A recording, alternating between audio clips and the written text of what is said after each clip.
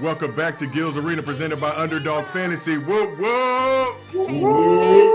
As you can see, we're all on location right now. It was supposed to be our summer break till Summer League, but too much stuff has been happening, so we had to get back into the mix for y'all. I had to give y'all the show that y'all love and crave. Got Gilbert Arenas here with us, got Brandon Jennings and Rashad McCants.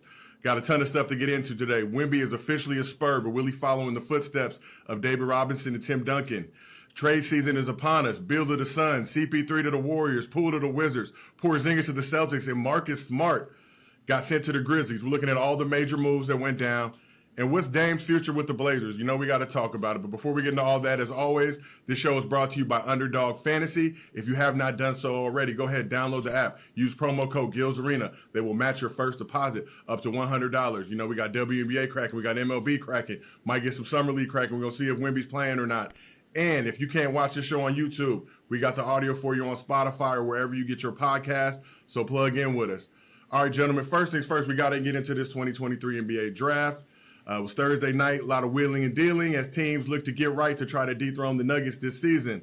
But before we get to the actual draft talk, we got to talk about one of the more memorable moments from the evening. Grady Dick coming through with the red jacket. Am I allowed to say Dick on this show? I'm just going to say Grady, and y'all can fill in the blank. That's his last name. Hey, you know what I'm saying? Grady Glizzy, whatever we're going to call him. But I know y'all saw the red jacket. So, Gil, I'm going to start with you. We looked at that Grady Dick red jacket. Fit it or quit it? Hey, man, listen, I don't know if he got drafted or he was part of the players' ball. You know what I mean? That's Detroit style right there. I don't know how he ended up in Toronto with a suit like that. But I like it, though. Brandon, you're our resident fashion expert. You rolling with Grady Dick's jacket? Yeah, for sure. I mean, it's draft day. I could see the Wizard of Oz, you know, Dorothy inspired, you know, when she had her shoes. So it's a Kansas thing. So I'm definitely rolling. That's hard. That's tough. Rashad, what you think? I think he should have got rid of the turtleneck shit, put a little black joint under there. He'd have been straight. But the turtleneck threw me off, man. I didn't know what to think about the turtleneck. Too much coordination. It's too much. It's too glittery. Hey, man. Hey, Mr. Dick. I can't eat the trip. He better than me, so nigga fuck the chat. Hey, Mr. Dick went out there swinging with the colors, huh? What, 2 minutes in the show, we're already about to get canceled as usual. All right, but let's get into the actual draft now. So the Spurs surprised absolutely no one, taking Victor Wembanyama with the first overall pick. Wemby's the third number one pick in Spurs franchise history, joining David Robinson and Tim Duncan, who both went on to have Hall of Fame careers with the franchise. So Gil, I'm gonna start with you. As we look into now Wemby, it's official. He's in the league now. He's a San Antonio Spur. What advice would you give Wemby about approaching this summer and making the transition to the NBA? And you know, he's going to one of the top programs that, you know, develop centers, develop big men. So there's really no advice because he's going to get it from the best guy who's going to give it to him. You know, they're gonna take precautions with him. You know, they're thinking about 20 years with the kid, not 1, 2. So I'm sure they're not going to play him in summer league. Depending on how the beginning of the season look, I can see him missing some key matchups that could bruise his ego. Like if they got, you know, Embiid or Jokic, you know, in those first 5 games, if I'm Pop, nah, you don't need to prove yourself right now. You know, we're gonna have the rest of the season, see them in the middle of the season when you get your legs under you. So Brandon, what you think? I mean, if any rookie's coming in, I mean, this is the situation that you want to be in. Playing for Pop, respected coach. You know, he believes in the basketball gods. You know, his legacy speaks for itself. You know, he'll be around, great guys like Tim Duncan, David Robinson. You know, I'm sure all the guys that come back, the vets. But yeah, like Gil said, man, this is not just about right now. You know, they want this guy for longevity.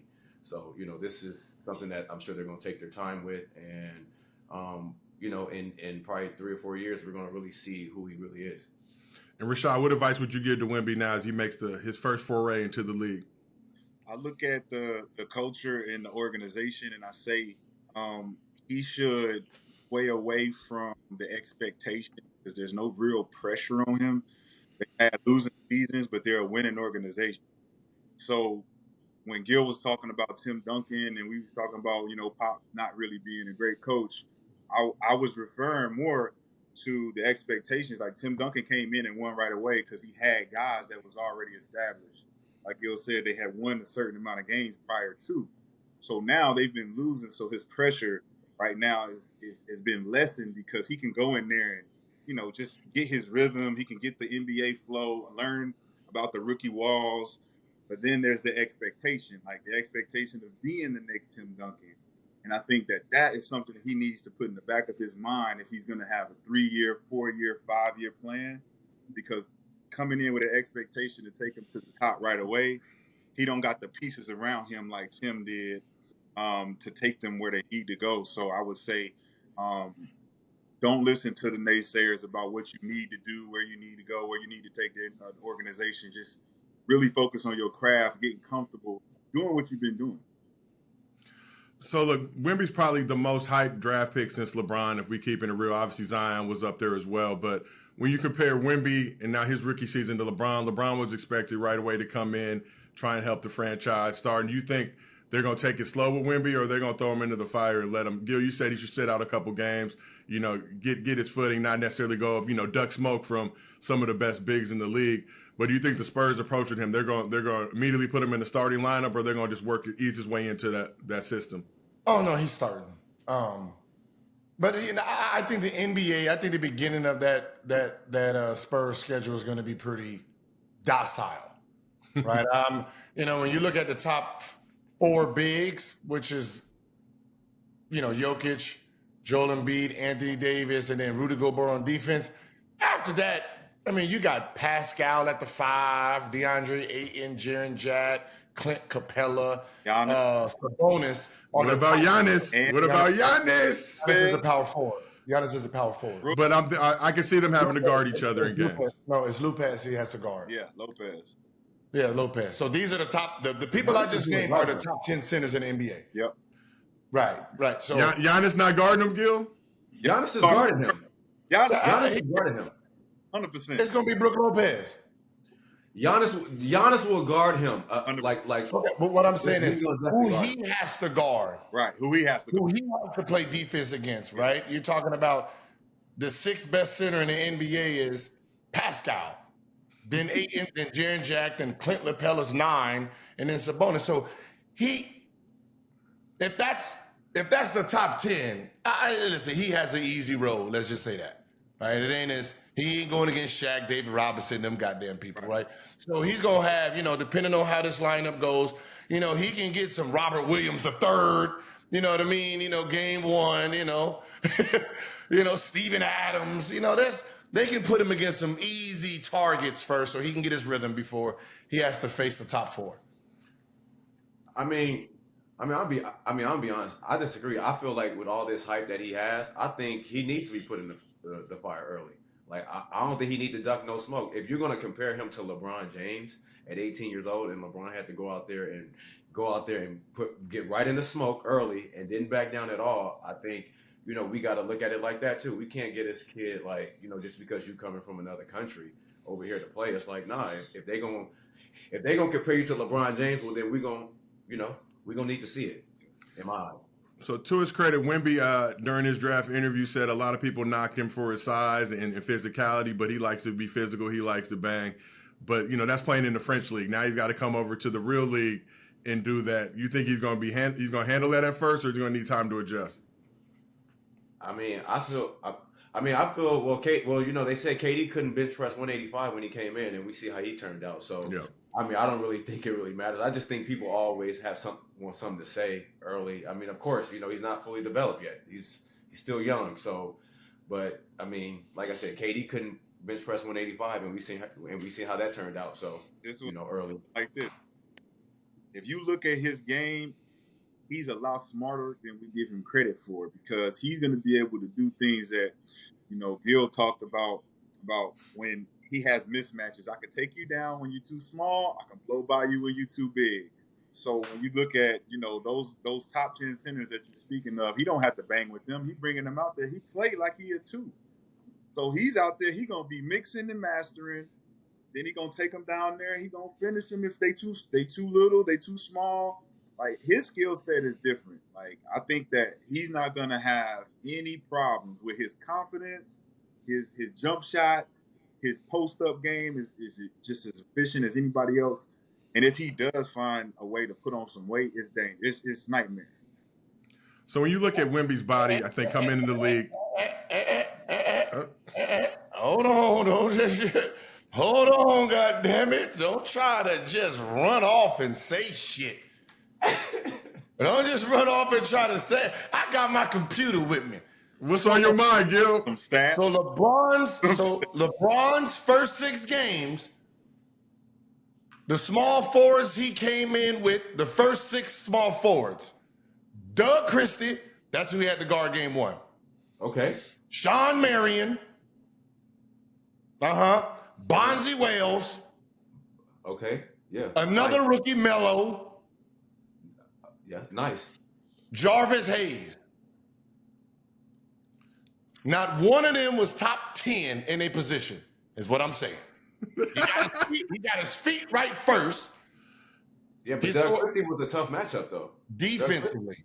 He ain't got to play the offense. That's what I'm saying. Melo Wemby ain't got to guard nobody. Huh? Bonzi Wells. Bonzi was a monster. That's Bonzi was a monster. That's like Pascal, is what I'm trying to say. He ain't had to go against the top 3. He ain't had to go Vince Carter, T-Mac yet. He ain't had to go against them yet. Yep. He got his feet right? He had to get it. When did he go play against Toronto? He Melo. ain't played. Huh? Melo. Rookie. Melo early. Fellow rookie, though. Hey, That's what I said. He didn't have to play. He didn't have to play Toronto. Wait, no. Toronto. Game 35. That's He real. ain't have to play Kobe then. Game 37. Rashad Lewis. Nah. Game 38. So question for you, Gil. So question. Obviously, Wemby the league understands how important Wemby is to the future. He's a big investment. They got the hype machine all around him. You think they're going to schedule some cupcakes early for the Spurs? First 5-10 games just to help him get right. Right. I mean, just think about it as a rookie, right? Y'all remember when Melo played T-Mac, right? He said, I'm going to give him 50. He gave him 50, right? You don't want to really knock the kid's confidence this early. So, you're going to have to try to let him get his feel on first. Give him, there's going to be some games in there where you be like, well, the center's probably like the defensive, Rudy. If Rudy do go off, Rudy gonna have 16 points, like, you know what I mean? Play against, Adams, if he go off with 10, 12, like, you're trying to, you don't want to put him on Embiid and Embiid give him 60. Joker give him a 55 triple-double. I mean, welcome to the league. The media kills him right there.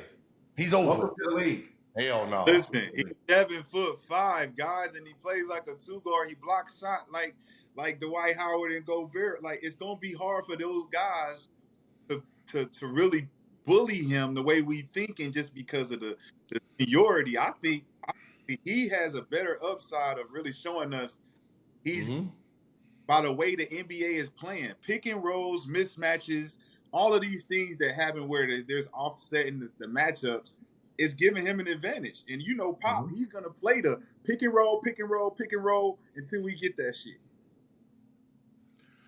So we've seen some clips of Wemby playing over in the French league, getting beasted sometimes, but also doing this thing on the defensive end. He's now got an entire summer to get with that Spurs program, get in the weight room.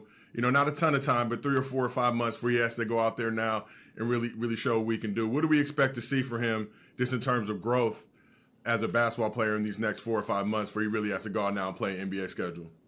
Listen, I think just with his skill set, just being tall, the way the NBA plays, 18 to 22 as a rookie. I can see him averaging 18, 22, flirting with a big double-double, right? Being that size, I mean, he's going to get a bunch of tips. And so I'm sure he's going to average, let's just say on the low end, 18 and 11. Yep. Right? That's a good-ass year for him. As a rookie. Yeah, and they got them other boys over there too that be hooping too. I think they averaging like 20 something too. So I can definitely see that, like 18 and 8, Yeah. Like, if he doesn't, if they let him play and, if he don't get hurt or something like that. But yeah, I could definitely see him being rookie of the year too. If he works So legs, if he works, Huh? stay out the gym on this pumping iron and just work on his legs, he be like Steph Curry. oof. So who are you when y'all look around? I know we talked about some of these big matchups. Who are y'all most excited to see Wemby square off against this season? Score off against? Square off, like have to go up against. I'm gonna I like to see him against Anthony Davis against the Lakers. What? Because it's the Lakers. I'm just Listen. He's a rookie, right? What do we? Anthony Davis goes out there and does what Anthony Davis is supposed to do, beat up on a rookie. Are we He might really not. judging? What I'm saying is, are we really judging Anthony Davis? Like, oh yeah, you killing, and are we gonna say, oh yeah, you trash? Right? That's not how. I mean, that's what I'm saying. T-Mac gave Carmelo 50. Didn't stop Carmelo from being Carmelo. Right? Yeah. You know what I mean? So I'd rather see him, like, what's going to really show me is what he does against Steven Adams, right? Lopez, Rudy Gobert. These are the elite defenders in those positions. I really want to see what he does against them, right? The offensive players are going to, this is cupcake for them because this is Anthony Davis going to have his best games. This is, those offensive players are going to have their best games against him because he doesn't know what to do, right? I just want to see what he does against the top tier defenders is really what's going to tell me where his future is going to be. I'm gonna say this: Steven Adams, Gobert, and whoever the hell you just said, whatever the other name is, them niggas out of the league. All them bigs that's just heavy and cinder block feet. It's a whole new league. You're not going to be able to guard this guy. And even as we've seen the evolution of the game, Steven Adams didn't play mostly all the whole year. Gobert couldn't find his footing because, if you're playing big, he fits, but you're playing small, he don't. So you can play small with Wemby, and he be the only big that can play 5 out. So I don't see this old style of game transition into the evolution of the new style of game. And all those bigs that would give him problems, they're not going to be able to see no time on the floor because it's going to be a faster game. You're not going to be, he's 7'5"? 7'4". 7'3", 7'3", 7'4". You're not going to be able to go small. Yeah, you're going to have to because he's 10. You can't. He's 5. He's going to play. He's 7'5", so you can't go small. Going small is what? Pascal, 6'9"? AD is small. Pascal at 6'9". matchup. What? AD and Giannis is small. Giannis is a small matchup for him. He's sitting there doing small matchup for him. No. I think Think about it. because he's 7'4", Giannis would be small, but it's like they fit because he doesn't have to post up. Giannis don't have. But he will. But you're gonna post him up. Yeah, you're going to, but it's like you're not going against Adams. You're not going against a big group motherfucker. You're going against a nigga like you. Yeah, like if y'all go small, I'm gonna put they got like somebody like Siakam on him. Go to the post. He can't block your shot. That's Even if you miss it, you got the offensive rebound. It's you know what I mean. So some teams might be forced to play big so he can't offensive rebound. Right. So last question for y'all, and we talked about this a little bit earlier. So we look back at other notable rookie seasons. You got Shaq averaged 23-14, close to 4 blocks his rookie year. LeBron put up 21, 6, and 5. Will Wemby put up comparable numbers to these, or are we expecting a significant drop off? Don't forget Tyreek 25 and 5. You're right. Tyreek who? Evans. Evans. But he averaged 20. 25 and 5. Oh, 20. I said 20. Yeah. Okay. Yeah, 25 and 5, not 25 and 5. Yeah, But will Wemby put up something in that range? And do we look at it? Is there any cause for concern if he doesn't? No, I mean this is a longevity play. Yeah. You can see he has skills, right? He has the skill. We can see him doing the double. We can see that. All he has to do is just adapt to this game, and the faster he can adapt, then he's gonna shine early. But just like Zion, right? when we do see him play, he kills. Yeah. Right? You know what I mean? So you can't stop talent. But the one thing that we just did is we amplified the expectation. What I just said, like if he can ignore the expectation, he can be good. So think about that expectation. Like if he has to go in there and say, if I don't average 20 or 22, I'm not going to reach the potential of what people think. And I feel like you said, if he doesn't change his game, he just goes in there and fits in. It's going to be easy for us to look and be like, yo, there's no one can stop this kid because of the way he plays. But he's ignoring the expectation of where everyone sees him and expects him to be. And let's just be real. It doesn't really matter unless he's putting up like 30 and 20. Really, no matter what he puts up, people are going to have a problem with, you know what I mean? Like, so really, what is that number that's going to make people say, all right, he's the dude, he's ready to carry the next gen? And we've seen rookies come in and dominate. We've seen guys like Kobe that need time, obviously, to get their footing and turn into dominant players. So I don't think there's a right or wrong when we're looking at Wemby just in terms of how we approach this. But Gil, like you said, like an 18-11, something around that range, I think people will be happy with. Now, if it's like a 7-5 or something like that, yeah, you know, some eyebrows might start to raise. The only way he averages 75 is if he's not getting any minutes. Right. There's no way he fucking averages 75 and there's fucking Rudy Gobert's out there scoring. I just got to throw it out there. I'm just going to be honest with you. We're not talking about potential here. You know what I mean? Like, it's not some raw athletic guy that you got to put skill into. He's a skilled kid already, right? And, you know, long as he gets to play skillful, then there's really, you know, his step back three. Well, I mean, what are we really talking about here? Right? You know, it's... So we may or may not see Wemby in Vegas. We'll be out there doing our shows, bringing you some Gil's Arena from Summer League. Wemby may play. Spurs are playing in the California Classic on July 3rd and 5th, so he may get some run out there. I think they play the Hornets first and the Lakers out there before they go to Vegas. He's talked about maybe wanting to play. We will see. If I'm Pop, I'm keeping his ass on the bench. You know, we'll just get ready for the season. But now let's talk a little bit about the Hornets. Hornets had the number 2 pick. There was some debate and discussion going on before the draft. Would they stay with Brandon Miller? Would they go with Scoot? Obviously, they picked Brandon Miller. Hornets fans did not seem too happy with that pick. You could hear some loud, audible boos at a watch party, even though they knew that pick was being made, you know, for the most part. So, question, I'll start with you first, Gil. Was Brandon Miller the right move for the Hornets at number 2? Yes. The reason is he's 6'9", so he can play the 2 and the 3. He's like a Paul. He's actually, his game is Paul George's game, right? He's a very, very high level scorer. Scores very easy. So if you're gonna, you know, if you had to pick the 2, I mean, Scoot seems more NBA ready since he's been in the system. But when you're talking about, like, I already have LaMelo. Do I need a 6'4" guard? And that's all he can play is shooting guard. I'd rather take the 6'9" shooting guard or 3 guard or the small forward. I can shift the same guy and put him at the 2 and 3, right? So, you know, when you're talking about just upside, I'll take the bigger of the 2. So Rashad, I see you over there shaking your head with that pick. You're not rolling with Brandon Miller to the Hornets? I love Brandon, not to the Hornets, though. I like Scoot to the Hornets, Brandon to Portland, because Brandon is who Dame needed to stay. He needed a 3. He needed a 3 that can play 2, that can score high level, take pressure off Anthony Simons, take pressure off Nurkic. We got another high level scorer that can complement Dame.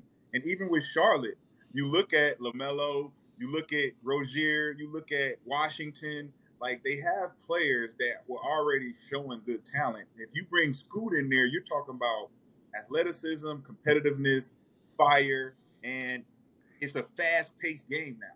Now we're talking about getting a big in there that can block shots and get us on the races. So I think that trade should have changed the trajectory of keeping Dame in Portland, having them become, you know, not necessarily a competitor in the West, but just giving them hope that they can pick up some more pieces if they make some trades. But we'll see. I don't know what Brandon looks like in Charlotte.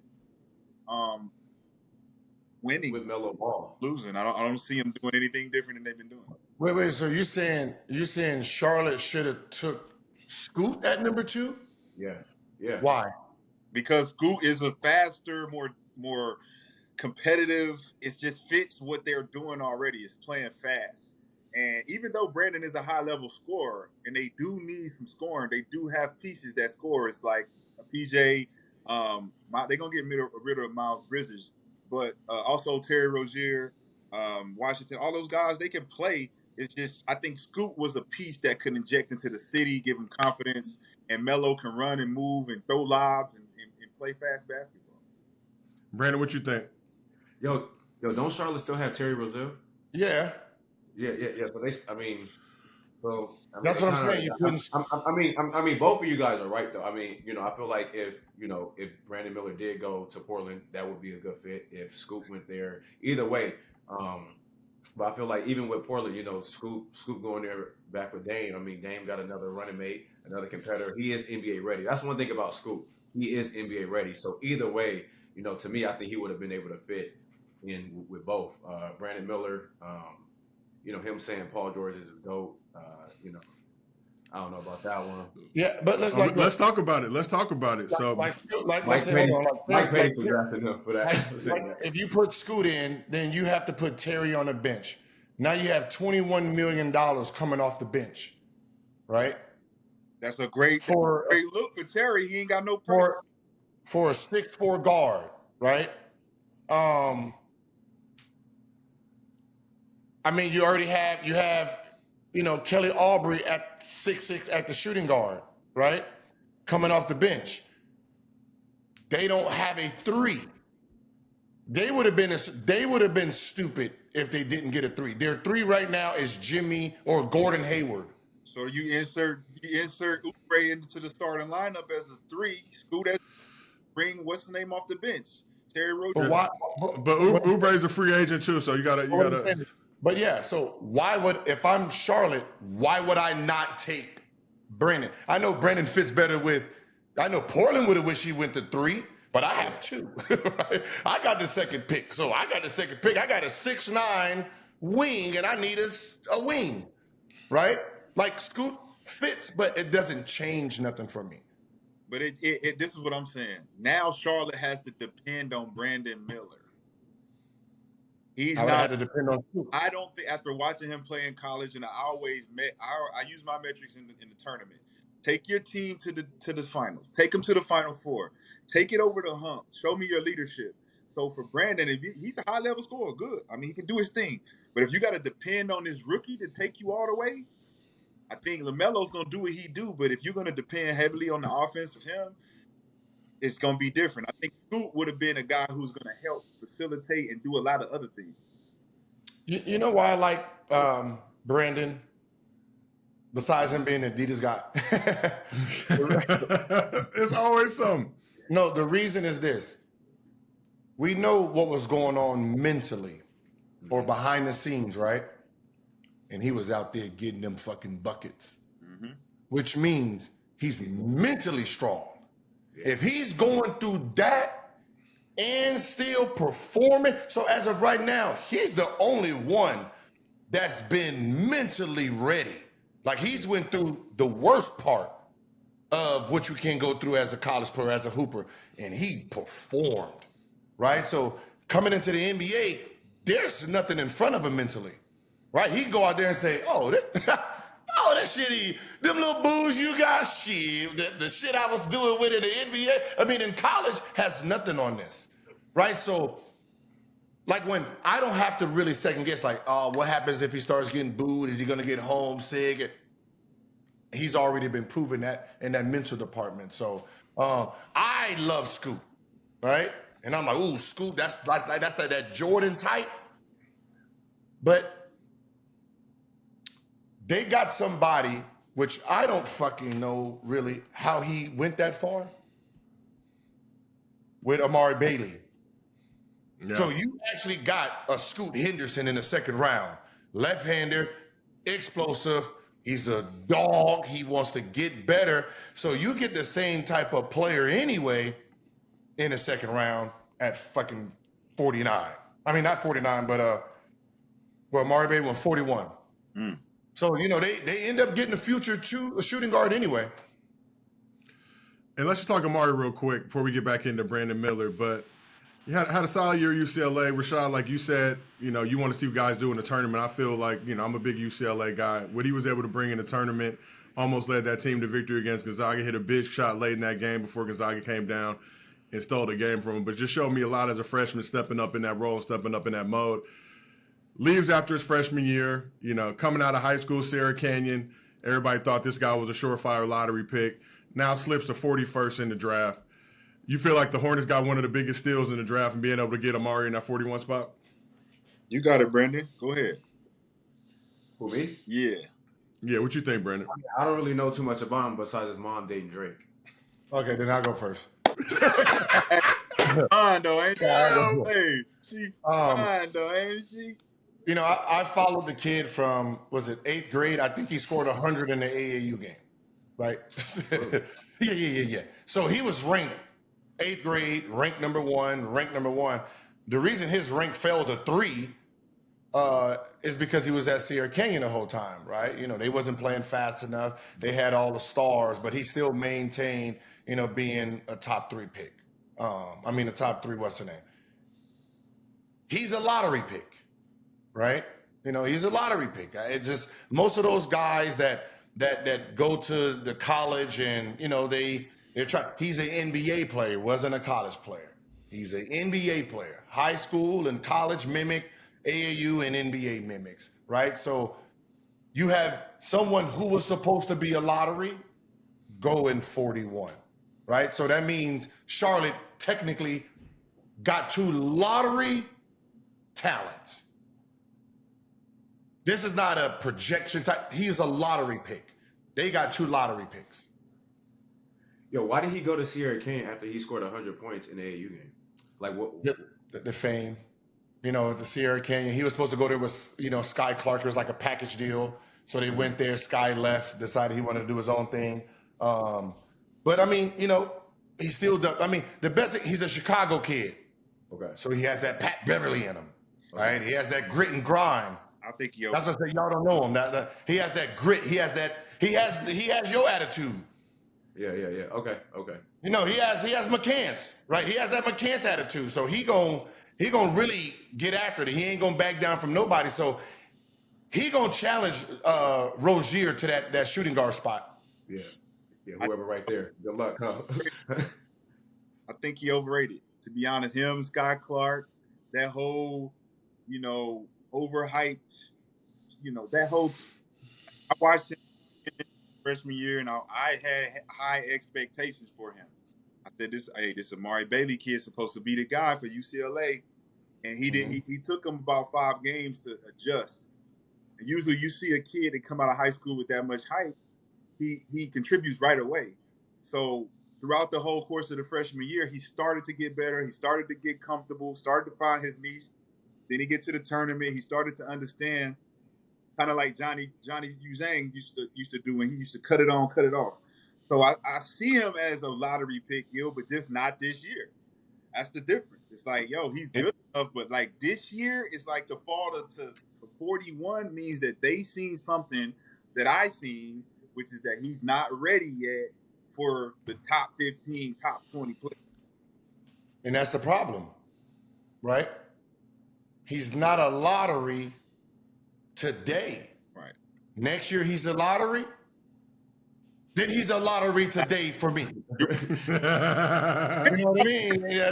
But that's what I'm saying. I see, right.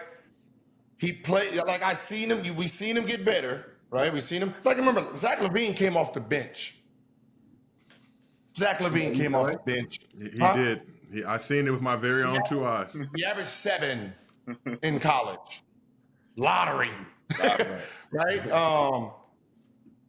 Peyton Watson came off the bench, 3 points. Got drafted first round. Right? So when you a GM, you got to know what the fuck you're looking at. Yeah. You got to know I'm not going to lie. I averaged 5 points overseas. Lottery. You got to know you got to know what you're looking at. You got to know if you're looking at a college player or an NBA player. If he's an NBA player, I don't care about his college stats. Right? I don't care about it. Unless he's a junior or a senior, Mm-hmm.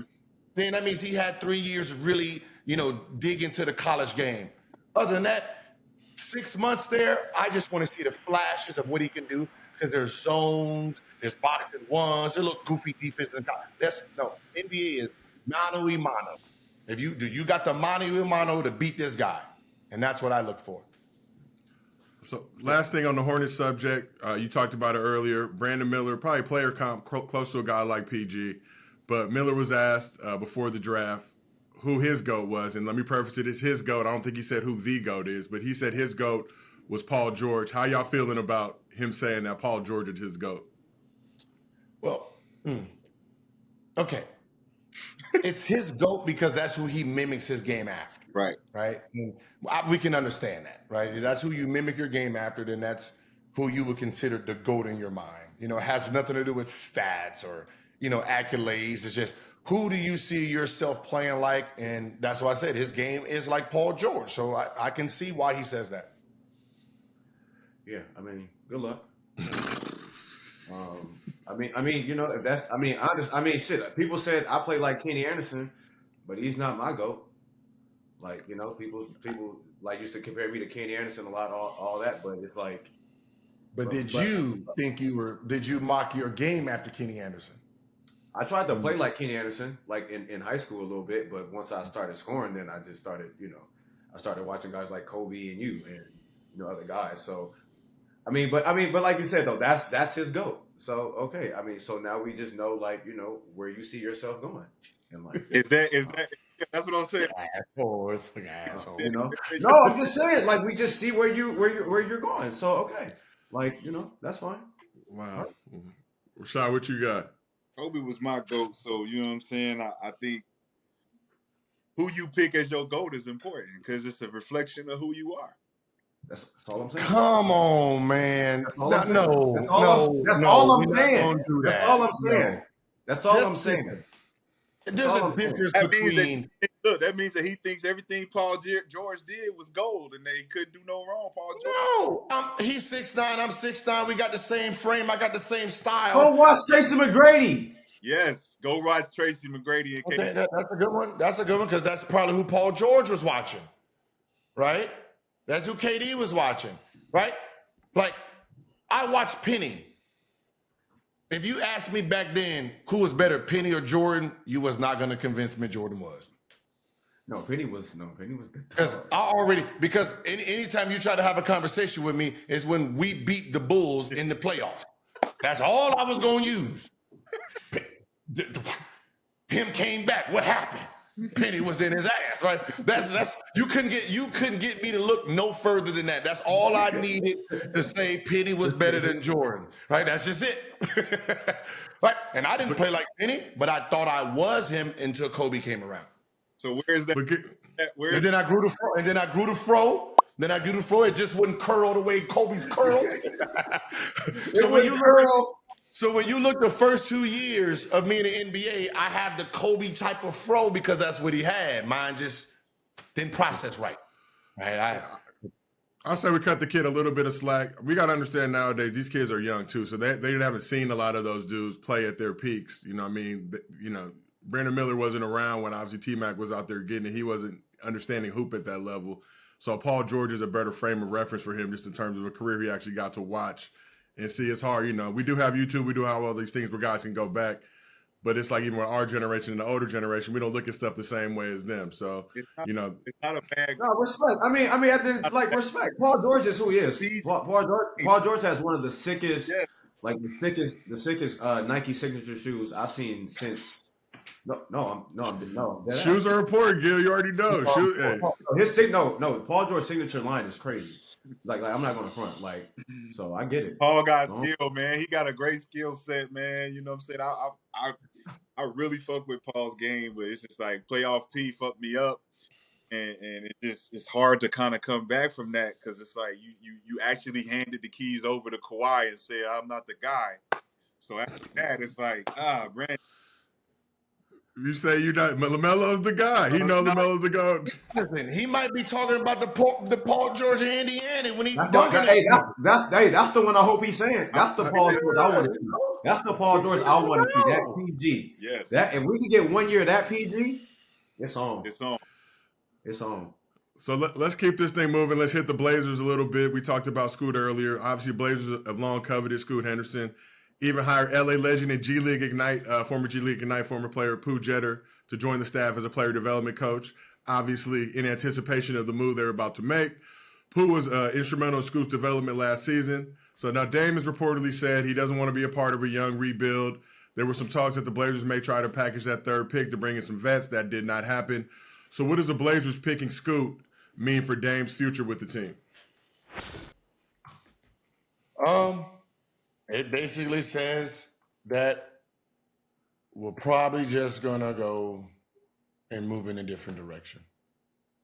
The reason is, I mean, what we have here is we have a whole bunch of 20-year-olds, right? We got Dame 32. Who's the shooting guard over there? Is that Cam Reddish? No, Cam is 3. And Simons. We got Sheldon Sharp, who played very well. And then you also have Anthony over there. So they jam-logged at the shooting guard position. So Scoot might be coming there to replace Dame. He wears number 0, bro. What do you mean? He wears number 0, bro. What do you first red? Who's gonna be number 0? Oh no, I mean, obviously, if he stays, he got to change his number. But Scoot is not going to be starting at the shooting guard at 6'2". Oh nah. Oh, so Dame is gone. Dame's gone. You think for sure we could No, stamp and seal it? You're not going to pick a number 3 pick and put him at the shooting guard or put him on the bench. You're going to have him playing the point guard position. And then you're going to have Sheldon Sharp or, Simons at the 2 guard. So Shaden Sharp, you said? Shaden Sharp more of a small forward. He's 6'5". I'm telling you. Okay. Where does Dame go, though? Like, where does Dame go? It don't matter. Huh? Jeremy, and you got Jeremy Grant at the small forward. Oh no, yeah. Miami? Yeah. Miami. Dame out of there. He gone? Yeah, he gone. That's why I said Brandon Miller fit best for Portland because it's already have saying that, hey man, we gonna go in a different direction, Dame. So you saying Brandon Miller, if they were planning on keeping Dame, they would have did something to get that too and get Brandon Miller. But they couldn't get Brandon Miller. He went 2. But I'm saying they would have tried to make it. We've seen some wheeling and dealing. We've seen, second round picks getting dished out, peanuts getting handed out for trades out here. What the Wizards and the Pacers did, that was just idiotic. Right? Pacers have the 7th pick. Wizards have the 8th pick. Pacers, why didn't you just pick the dude that you wanted and then Wizards can get the guy they want instead of you picking who the Wizards wanted, he picked, and then y'all just switch. Y'all was 7 and 8. It feels like I'm just sitting here like, that don't even make no sense. I feel like this is kind of new CBA. There was a lot of moves going on that previously wouldn't have made a lot of sense, but trying to get ready for this new CBA, they were just kind of trying to get those last bit of moves off before this new CBA takes effect. I mean, it only makes sense if the Pacers pick what the Wizards wanted and then say, throw us some cash and make a trade. You know what I mean? That's the only thing. Other than that, man, I'm going to just pick the dude that I want and you guys get this. There's nobody in between us. So one last thing we got to look at before we get into all these crazy trades that are going on. So when you look back at the 2022 NBA draft, top 7 picks all came out of college. This year, 5 out of the top 7 picks didn't go to college. You had Wemby and Coulibaly in France, and then you had the Thompson twins and Scoot coming. Thompson twins from Overtime Elite, Scoot coming from G League Ignite. So will we continue to see a shift away from college guys getting drafted in these top spots, or was this just an anomaly? College basketball is dead. Dead. That shit is dead. It's over. Woo. Sorry, that shit is dead. I mean, it's just too many ways to make money. Like, why I gotta go? I could just go play at the overtime league. I go play for the G League. I go overseas at 16. It's just, I mean, yeah, it's a wrap, man. It's just too many ways to get money. I mean, yeah, you're gonna get money going to college a lot more, but it's like if you know you go to the draft and just do 1 year, shit, let's go get paid. Let's go get 500,000 to $1 million. Let's just go do our thing for a year and come back. It was great. Listen, it was great. The twins going, 4-5. That was great for the overtime league because was their draft. They didn't have anybody before. So now you got 2 players, 2 lotteries. They get the sale. Hey, we got 2 lotteries, 4 and 5, right? 4 and 5 because everybody thought one was going to go 4 and the other one's going to go about 10. 4 and 5. So the fact that, those guys got drafted really opens up that league. So I'm going to we should see a lot of very high level kids, right? They need to stop just taking anybody, right? Go after just the Thompson type twins, guys who are really game changers and develop them so you can have more lottery picks. And then eventually, if you're picking the right kids, your establishment looks a little bit better than college because you get to say, hey, in the last 5-10 years, we got about 12 lotteries. Colleges can't say that, right? They got a whole lot of bullshit too, right? So I do feel sorry for the twin that went to Houston. I felt bad for anyone who went to Houston. Like if somehow Brandon got there, then I feel a little bit better. But Scoot, Iman or the other one, or Amen, they have 42 kids in that same position. Yeah. That is about the same age, right? You got Josh Christopher, who ain't really broke time yet, but he's a shooting guard that can get buckets, right? Not a 1, not a 2. You got Jalen Green, 6'4", he's the face of it, still trying to find his shit. Then you got, that's, power forward, you got 6'7" Kenyon Martin Jr. Then you got Kevin Porter at the shooting guard. You got Jamari Smith, who just got there. Now you got Amen, who's 6'7", If they put him at the, he's a guard, but they got to put him at the small forward position. I mean, it's like that was the wrong place that any young, that's when you get drafted and be like, fuck. You know what I mean? I'm just gonna lie. I'm not even gonna lie. That you get drafted. If I was coming in the draft and I see Houston Rockets and I'm supposed to be a top 3-4 pick, I'm praying for 3 and 5. Here, where you have 5 kids who's trying to make a name for themselves, whose team this is. Not one. I mean, come on. We know it's Jalen Green, but remember they had the number 2 pick. They got Jamar Smith last year, right? You got Josh Christopher. You got too many kids. Nobody makes $10 million on this team. So that team reminded me of that Clipper team. Remember back in the day, with Darius Miles and all them. They had they had everybody. That team was. I mean, it was cool to watch, but they was just. I mean, you got a lot of tradable pieces that they can turn it around real quick, right? You can go from shit to sugar real quick with all these potential type players. And obviously with the talk about Harden potentially coming back, Harden's going to be a free agent. You see a world where they work a sign and trade to get Harden. Okay, I'm just asking you, Gil. Harden not going to be on the Rockets. I got 5 Hardens. But you would move some of those obviously to bring James in. I got 5 of these. I got 5 kids that just want to put the ball down and shake and bake. I don't need Harden. I don't. For sure. And then just quickly back to Brandon. I think you said college basketball is dead. Yeah, G League, overtime elite, they can offer bags. Colleges can offer bags with NIL. But even talking about a guy like Amari Bailey, playing in Mick Cronin's system. Love Mick Cronin. He has a great college system. His college system isn't necessarily trying to get guys ready for the pros. It's to win in college. So do you see college coaches adjusting their strategy, adopting more pro-style offenses to be able to keep up with this wave and surge? Or are they just going to be stuck in their old ways and be dinosaurs and never grow? I feel like they're going to have to grow. I mean, like before I said, kids can go overseas, can go play overtime. The G League, you can get pro experience way fast and way earlier. So colleges, I feel like they're gonna have to open up a little bit more. You know, I don't know how they're going to do it, but definitely a pro style offense, much faster.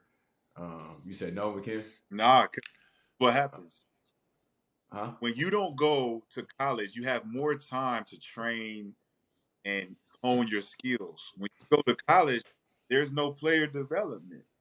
And that's why the kids are doing one and done and they're half developed because the coaches don't know player development in college. So that's what's killing college basketball is the fact that these kids can go to OTE, go to the G League, get training for NBA conditioning, get training for NBA weights. Everything is now NBA preparation. In college, if the NIL is your only incentive to go to college, why would you go? Because you're not going to get better. You're just going to get a bag. So if you can carry your name can carry weight throughout that whole season. And after that season, you got the bag and you can just go play. Now you only got a summer to prepare for NBA basketball. And that's going to put you behind the ball. But like Brandon's saying, if I go overseas and play professionally for a year, pick up 500,000 and get some real experience with grown-ups, it's a whole different game. Yeah, that And low key, this kid, like, I mean, some of these kids are good, like 16, 17-year-old, like they're good enough to go now.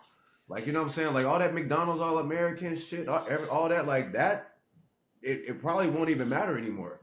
Like, because if you can get paid at 16 and you're good enough, and they're saying the next 2 years just go develop and we'll pay. I mean, I don't care about none of that high school stuff no more either. Because I can go overseas and go play, or play against grown men. Yeah, because the college NIL, it's a tricky thing because at the end of the day, you still got to rely on the school, right, to get you these bags. Yep. At the end of the day, you're still a college kid with no name. So let's say I'm McDonald's, right? Mm-hmm. Why the fuck am I giving you 25 grand? I'm not even giving NBA players this. Right? I mean, shoe companies are not going to really touch it. Just anybody, right? Why am I giving you? Who are you? Who are you? Yeah, who are you? Your name is not bigger than the NBA player's name. So if we're not giving these bags to NBA players, then what? Y'all gonna get 1,500, 2,500, right?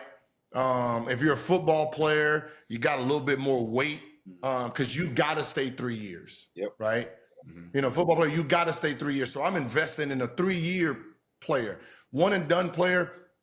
You're not gonna make enough noise. What shit? By the time you make enough noise, you're about to enter the draft. Yeah, I'm about to say, you go. What the fuck does the NIL deal got to do with it anyway? But that even that momentum, what you talking about, that has to come from high school. If you gonna get a bag in college, it's gonna be because you carry weight from high school into that college program. That's the only reason we're gonna have an incentive to give you bag. Like Bronny, right? And let's really think about Bronny himself. Before he touches college, he's done touched about 7 million. Yeah. Bronny James. Right. LeBron James' son. Right? Have we heard another number since then from anybody else? Right? How about what's his name? Who's supposed to go to Memphis? Junior. DeJuan Wagner Jr. Yeah. What's his NIL deal look like? We ain't heard it. No. How about the number one player? Right? Yeah, This is what the parents are. They think, oh, the Bronny James. If Bronny James got 7 million, what we gonna get? Nothing, because that's Bronny James. Yep. Yeah. That's Bronny James. Half those is family inherited. Mm-hmm. Right? His dad can piggyback. Hey, you gonna give me some, you gonna give him some. Yep. You want me, you want my son. Right? Mm-hmm. The rest of them, what do they got? Shit, LeBron can give his own son an endorsement. Shit. I'm going to give you $5 million to endorse our. But he don't need to. I can just leverage every company. If you want Hublot, you want me, then you want him. Woo! Package deal. Gil, shut up, man. You're supposed to be. But that's the power. That's the power So when you're looking at $7 million for Bronny, then you say, all right, he's the anomaly. That don't count. How about the rest of y'all? Have any of y'all made $100,000? No. Yeah. So that's not. I don't even think they're getting $1 million. Hell no. Yeah. And to your point, it really doesn't make, especially now with the transfer portal, everything else going on. A McDonald's All-American is not what a McDonald's All-American used to be. If I can go grab a kid who's all conference at a smaller conference, bring him in now as a sophomore, junior, senior, it's already proven and tested and ready for this college game. And like we talked before, college coaches, again, I'm not trying to send dudes to the league. I'm trying to keep my bag flowing. Now, if y'all go to the league, yeah, I'll show up at the draft. I'll take the photos and all that other good shit to help my recruiting. But yeah, I'm not running offenses to get y'all ready for the pros. I'm running offenses to win these games so I can reach my 20-game bonus, my tournament bonus, my other bonus. You know what I mean? So it's going to be interesting to see over the next 3 to 5 years just how the college landscape really changes, because we're kind of just scratching the surface of all the shit that's about to get cracking. Let me just say this. When they took the wrong approach about the NIL and let the agency, it was only a matter of time before everyone took advantage of that portal and the whole NIL network. So now what we just talked about is the fact that these players are not valuable enough for an NIL deal. And if you are, why would you go to college? It doesn't even make sense. What's so funny is I made this argument when they were talking about the NIL deals, and they said, should college players get paid? And I said, sure, but the names you're using doesn't make sense, because the names you're using, the Kevin Durant's, the this and this, they don't give a. They're going to be the number 1, number 2 pick anyway. They're there for 6 months. By the time any of this happened, they're in the NBA making hundreds of millions of dollars. The NIL deals is for the kids who are sitting there for 3-4 years trying to survive. If you're an NBA player, what are you going to sign? Some small, car company? Yeah. And mom and pop's beverage, like that right there hurts any other beverage company. Because if I'm some mom and pops and I know you're Kevin Durant, I'm going to sign you to a lifetime deal. Yeah. Hey, I got $1 million for you right now, lifetime deal, 10-year deal. Now you come into the draft and then you're Kevin Durant, you're MVP within those 10 years. You done fucking made my day. You're not getting no starry bag. You're not getting that code. Yeah, you're not getting. Yeah. But look, That's what it makes sense anyway to me anyway. It's good for the lower tier players though. Like I said, if you're going to be there for 3-4 years, it's good for those players because you got car dealership deals from the campus. You got the restaurant deal where it's all local. Now I can go get money locally. That's not big money, maybe $2,500 here, $25 there, but it's for the players who plan on being there for the long haul. Then even afterwards, may just go overseas and play. They're not NBA guys. They're just local guys that are playing good for the university at the time. But that's the problem. They use the big names. Oh, if this was an NIL deal, and if an NIL was deal, this guy would be making millions and stuff. Like somebody like the Ed O'Bannons in them. Oh yeah, they would have had it clean. They would have been cleaning up because they was an NBA player, so they've been sitting in college 3-4 fucking years, right? I'm just saying. Here's another example, Gil. But those are the type of players that it makes sense to. Yeah, for sure. Guys that are going to be there. Who's sitting in college 3-4 years making their presence known around the community. So that was his NBA. So the guys who said, oh, I would have made, this and this, and it was one and done, shut up. Right? You're a number 5 pick. You would have made a whole $20,000. I'm pretty sure you got that anyway from Booth. Shut up. Like, it just don't make no sense, right? That's real. What was Zion getting at? What was Zion have gotten at Duke for the 6 months he was there? Right, that he wasn't getting in high school. That he wasn't getting in high school or getting anyway from Nike. Like, you know what I'm saying? Like that, yeah. Right, and then his mom get like a $1.7 million house from some magical play. There's no NIL deal you could have matched that, and then 6 months later, $100 million man. Like that's allegedly. I said, allegedly. said it in my book though. Like we're supposed to use the NIL deal to actually help the kids become thousandaires before they become millionaires. Using it as a metric for financial literacy, being able to be like, This is what you do with money before you get the big money. But what they did is allow the agents to come in, facilitate big money deals to guys who didn't have big money value. And now it oversaturated the market with, like you said, talk. That old school talk, talking about Kevin Durant, Ed O'Bannon, all that big shit. Now it's oversaturated. No deals are being done. College basketball's dead. NCAA, y'all fucked up. Should have paid me that money. Let's go ahead and keep this thing moving, man. Let's talk about NBA trades. We done hit draft, but let's talk about all these crazy trades that have been going on. And just everybody watching the show, next season we're going to have this figured out. We're going to keep the show rolling because we really can't take no break till Summer League ends. You know the NBA is always in motion. Moves are always being made. But since we've been on Chilligan's Island, several major trades. Wizards leading the charge with an all-out fire sale. So let's start with the first blockbuster trade. Wizards sent Bradley Beal to the Suns in addition to Jordan Goodwin and Isaiah Todd in exchange for CP3, Landry Shamet, 6 second-round picks, 4 first-round pick swaps. So, Gil, I'm going to start with you. What are your thoughts on the Suns' new big three of KD, Booker, and Beal? Woo!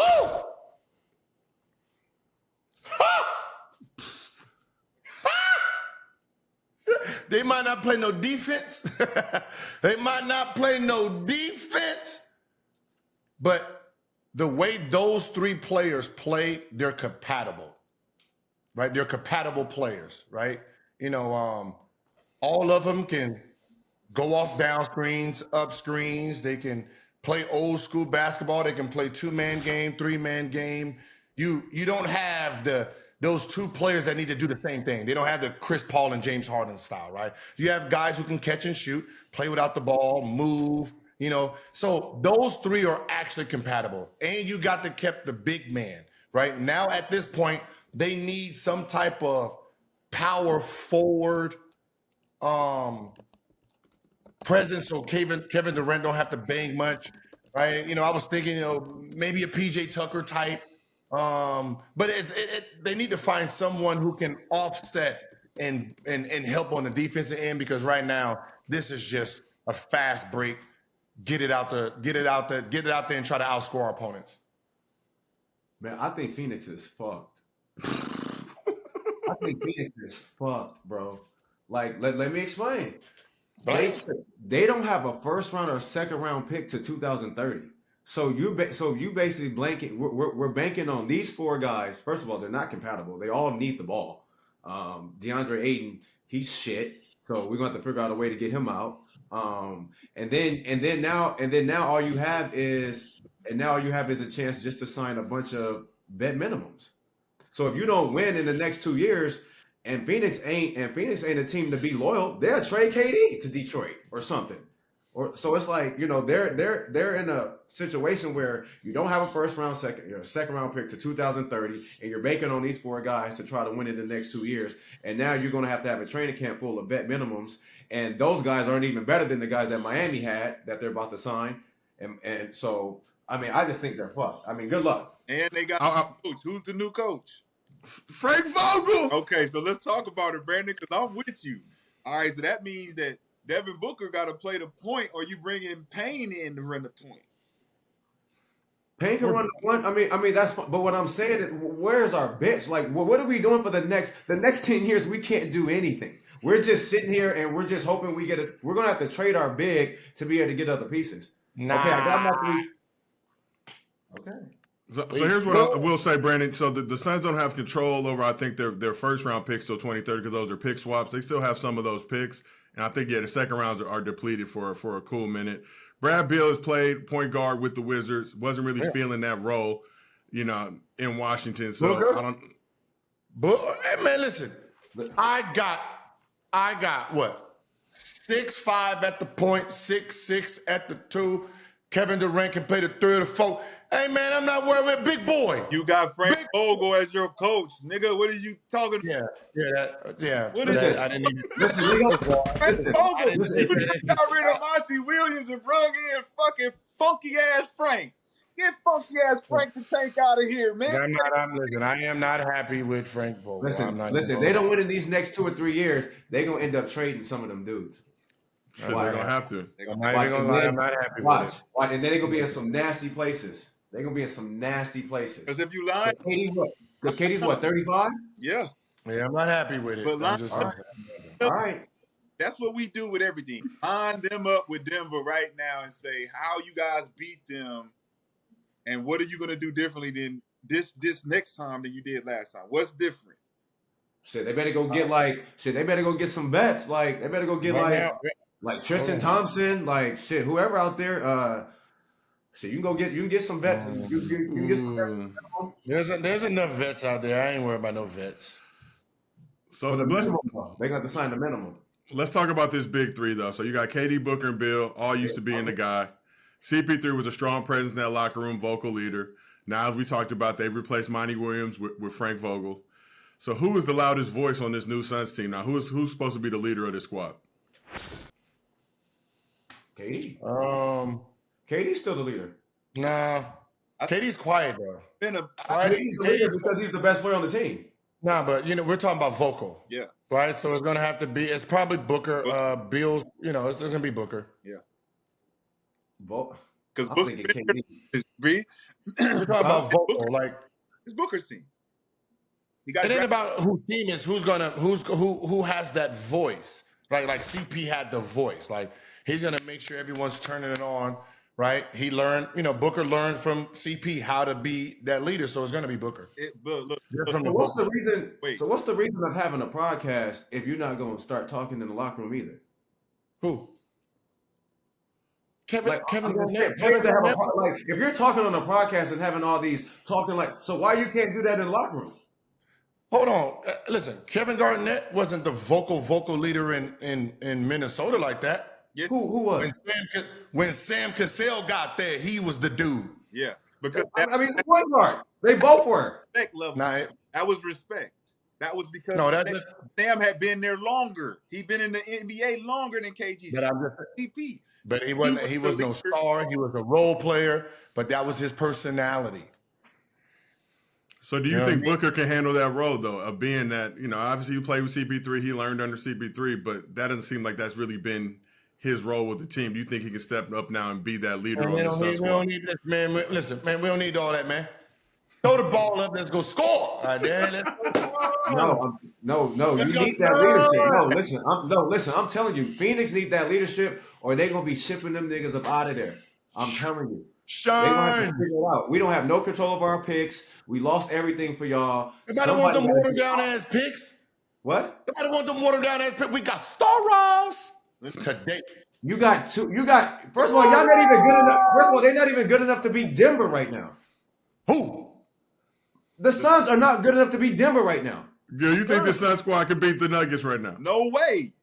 Y'all they got 2 years. They got 2 years. Somebody better start talking about it. Are we playing pickup or we playing NBA rules? Huh? We're playing organized NBA basketball, playoff basketball. We're not playing 2K, nigga. We playing down at Kings Rule. What we playing at? We playing NBA rules. But we gonna give us some time to work shit out. We need to see who our power forward or our point guard gonna be. But it got to be better than Golden State right now. Huh? They're not even better than Golden State right now. You're crazy. Let's smack the fuck out that team. They can't even beat Golden State right now. Curry gonna have to guard Beal or Booker, sir. That's fine. That's fine. But they got to guard Steph too, though, Gil. They got a guard Steph, and then right now they got CP3 coming off the bench with that young girl. Come on, man. They can't even go to state right now, or the Lakers. They can't even beat the Lakers right now. Crazy. You say that like that's not a difficult achievement. You're talking about a Western Conference Finals team here. He's just going off 4 players. I'm just saying. Who else on that team? Who else is on 3? I'm going off of 3. I ain't even count 8 yet. Okay. So, but last thing on this Suns big three. So you got KD, Booker, and Bill. So Gil, you're going on record right now as of what is it? I don't even know. June, whatever. Days after Juneteenth. We're gonna keep it broad. The Friday after the draft, June 23rd, in the year our Lord 2023. That this is the best big three in the league right now. The Suns' big three are KD, Booker, and Bradley Beal. It's the only big 3 in the league right now. It's technically really the only big 3. That's crazy. Jaylen Brown, Tatum, and Porzingis. Yeah, we're gonna get to that in a second, and whether that qualifies. We're gonna see. We're gonna see if that qualifies. No, I still think the big 3 is up in Golden State.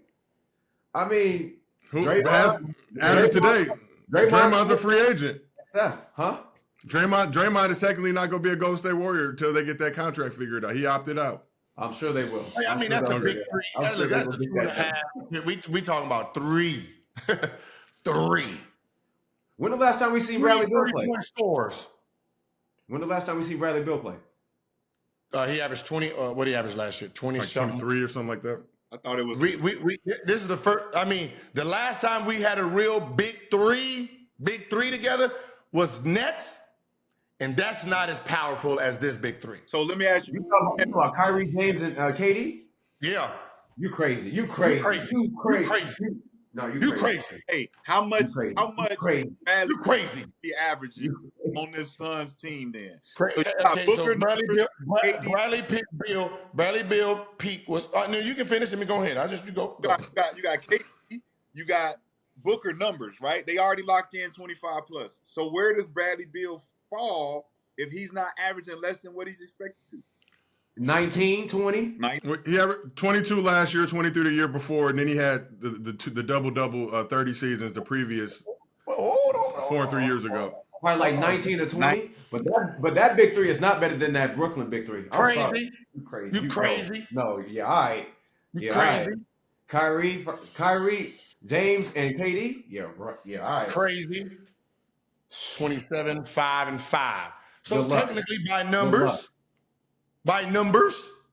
So what the look like for all three of them? Bradley Beal averaged 31, right? He averaged 31.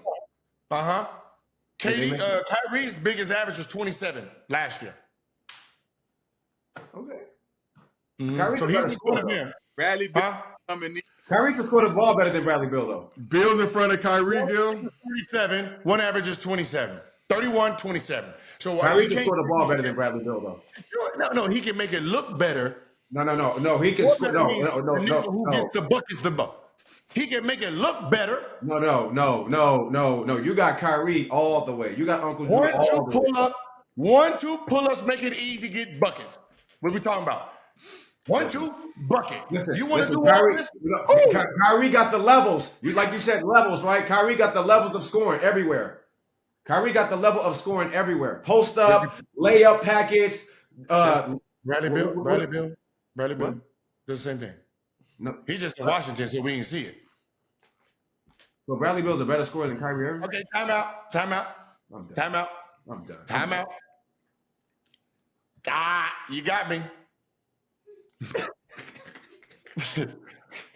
So Booker becomes Kyrie stats now. 27.8 is the highest that he averaged. So he matches up with KD. He matches up with Kyrie. That's even. And then that means one has to match up with James Harden 35. So you got it. So let's look careers, Gil. KD cancels himself out, right? So that means now it's Kyrie and James versus Booker and Beal and Kyrie career 23, 4, and 6 on 49, 38, 91 shooting splits. Beal career 22, 4, and 4 on 46, 37, 80. I already gave it to y'all. But we had to let you know, Gil. I already looked it up. I thought Beal at least averaged. I thought Booker already averaged 30, but he didn't. So y'all got it. Y'all won. I lost. So, but let's talk about this big three. You got KD, you got Booker, Beal. Who's getting the last shot? Is it Booker, or are we mixing this thing around? Don't even matter. Man, you're giving it to KD. Give the ball to KD and watch out. Right. Give the ball to KD and watch out. At this NBA point, champ, MVP, Finals MVP. I'm still the nigga. This is my team. Y'all go as I go. Y'all go as I go. It's who can hit the game winner. Give it to AN. Give it to AN. Y'all been left this nigga out of the game the whole game. Y'all ain't feeding this nigga at all. At least give him the last shot. Run a play. Coach Vogt. We know we're going to train him. That sounds like he might get the last shot, but it's probably not going to be in Phoenix. So we talked about the Suns struggle with depth issues against the Nuggets. This move really didn't address that. Obviously, they got stronger at the top. But should the Suns look to move DeAndre Ayton to add more depth to the roster? Hell yes. He's getting like $30 million next season. You can get a couple of guys for that. But nobody wants him. Shit. Yeah, but nobody wants him. Do you trade him for She Nick crazy. Claxton? Huh? Nick Claxton in Brooklyn? Man, that man averaged 18 and 10. Man, y'all crazy as hell. You keeping him, Gil? And he shoots 76% from the three-point line. Who does? And he averages 1.7 steals a game. Hold on, Gil. Where you get your information from? Because it's the same dude you said was trash, and you wasn't going to DeAndre Ayton averaged 18 and 10 last year. 1.7 assists. Down this year. 76% from the three-point line. I'm not getting rid of him. 76% from the free throw line, you saying, not the 3-point. No, Okay, yeah. I'm not getting rid of hell no, I'm not getting rid of him. No, You changing up, Gil, because you was ready to get rid of that. I'm not getting rid of him. You was ready to get Who rid I'm of going to get Yo, you know who Phoenix should go after as a big? I ain't gonna front Dwight Howard. and DeMarcus Cousins. Why do I want these? No, not both. No, not. Get rid of Ayton and get both of them niggas for the low. Nah. I'll do Dwight Howard. Rashad. When I get rid of Ayton, I have to get something back. No, you don't, because you got a big three. You get Dwight Howard. You bring Dwight Howard in. I just go home. If I trade him, I have to trade him for the same value. Yeah, some value, Of course. some pieces. So if he makes $40 million, I got to get back $40 million worth of players. You can send him to Charlotte and go get some pieces in Charlotte. No, I can trade him in Houston, get a whole bunch. Some young. I put him Yeah. his ass, buy him out of some shit. I can't trade him to Houston. No, because Houston don't have nobody. Houston don't have nobody over $8 million. That's what I said. You could go get Terry Rozier and all that. Yeah, you said 18 and 10 for Aiden in the regular season, but postseason against the Nuggets, he was at 11 and 8. Man, listen, everybody, we're not talking about the Nuggets. I'm man. just telling you. We're not talking about the Nuggets, man. They whooped through everybody, okay? He averaged 18 and 11. I'm good. In the regular seasons. I'm good. We're about to score 115 a game. That's what we're about to do. But y'all gonna give up 125. He's not going to be a part of none of that. You crazy? We're not getting the ball. It don't matter. He don't get it where you fit in, big fella. He ain't trying to hear that. He ain't trying to hear that at all. I want to give a shout out to Cleveland Cavaliers. Y'all done got a steal. Got him. Y'all done got a steal. Cleveland, stand up for real. Who they get? Got that Imani Bates. Oh, they got Imani? Yeah. Yeah, I saw that. Yeah. Where he gonna play? Small forward. Starting? He's 6'8", 6'9". Who on that? What they lineup look like last year? Yeah, he not starting yet. Come on. You crazy as shit. They got Who they got over there in that position? Makuro and Austin. Small forward. Who? He'll start. Isaac. He'll start. Osman. Who? Lamar. Who gonna be in front of him? Nobody. Huh? Who? Great. Who? I don't know, but Cleveland, man, they got to do, man. Cleveland, man, they disappointed me last year. No, they're good this year. They got Darius. I don't think Donovan Mitchell should be the number one option. Darius, Donovan, and then you got the young fella coming in. Yeah. I don't know if Donovan Mitchell's the number one option anymore. And I don't know what anybody, listen, I know a lot of people don't know who the young fella is because he had to go to Memphis and then he had to go to Michigan State. This was the man who was beating Chet for Player of the Year. Gatorade Player of the Year when Chet was a senior. He was a junior, got that award, and then said, fuck it, I'm just going to go straight to college. So he didn't play his senior year. He went straight to college. Mm-hmm.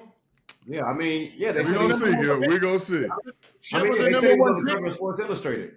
Yeah, Chet was the number one pick. That's who they got at 49. There's 48 teams in the NBA. There's 48 picks. Y'all dumb as fuck. I don't give a shit what. Listen, I don't care what he did. I know what he can do. He can put that thing and give you that bucket, and he can heat up quick as shit. Hey, I don't know. I don't know 48. I know one.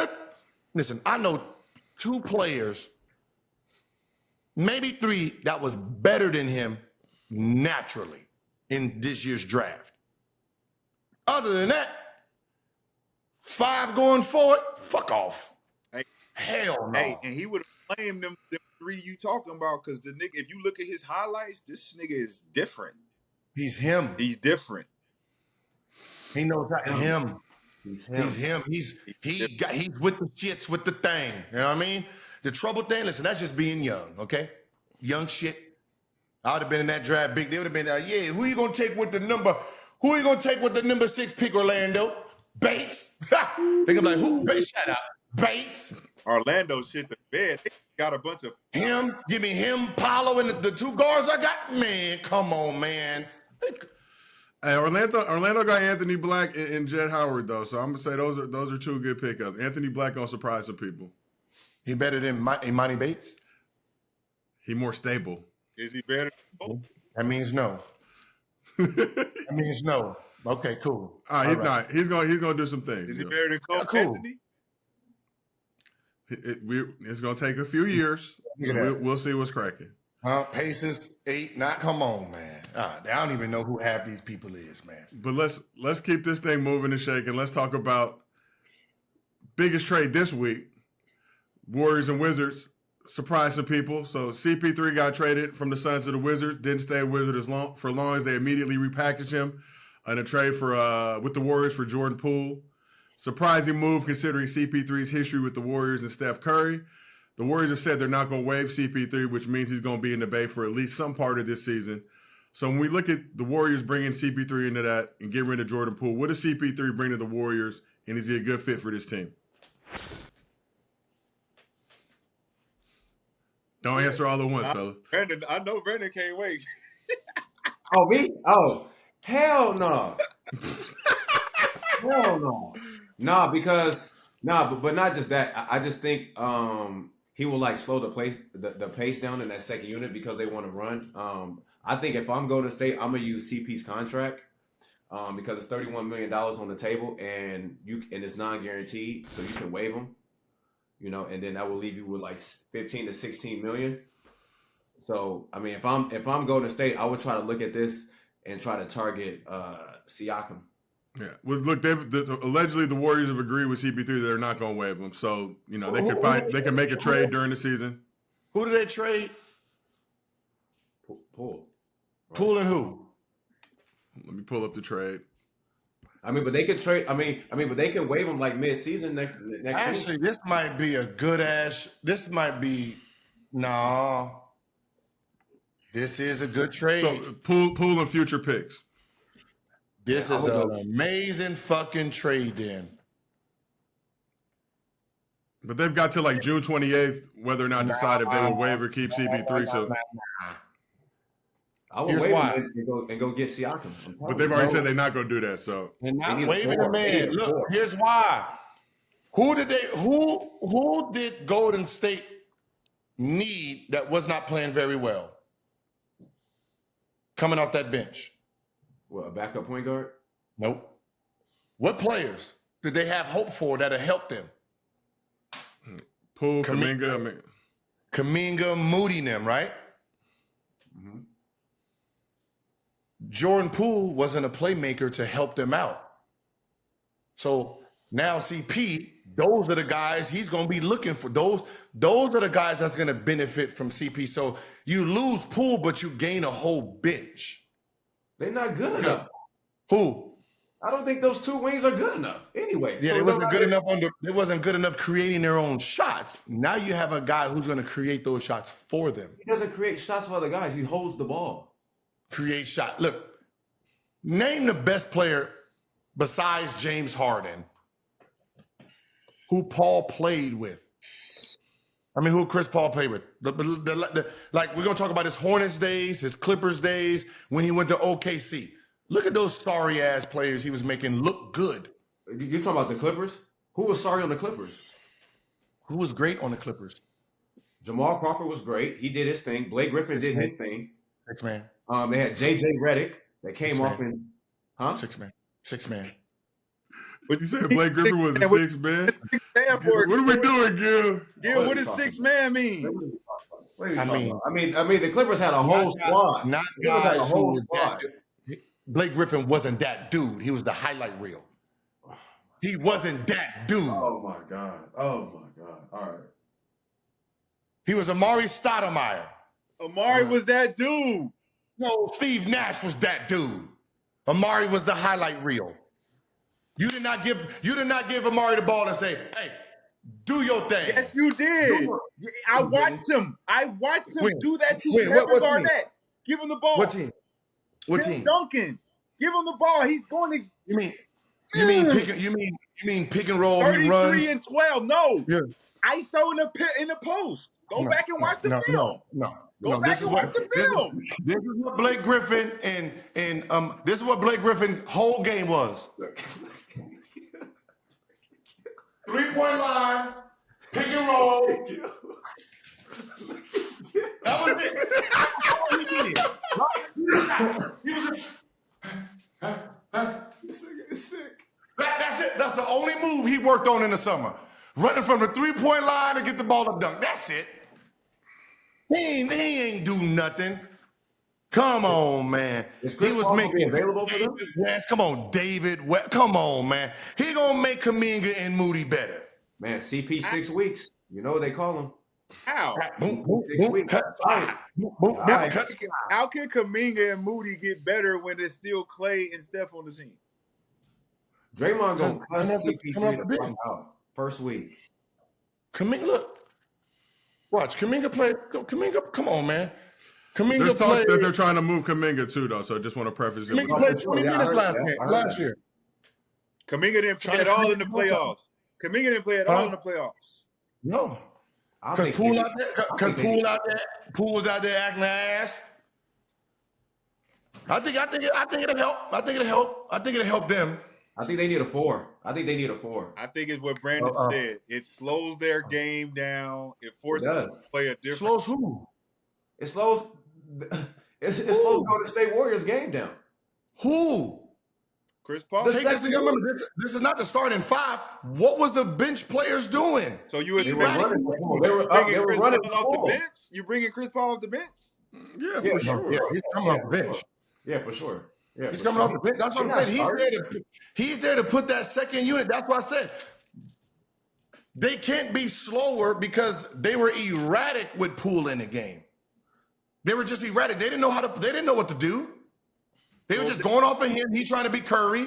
He was trying to be Curry, and then everybody else was ISO'd out.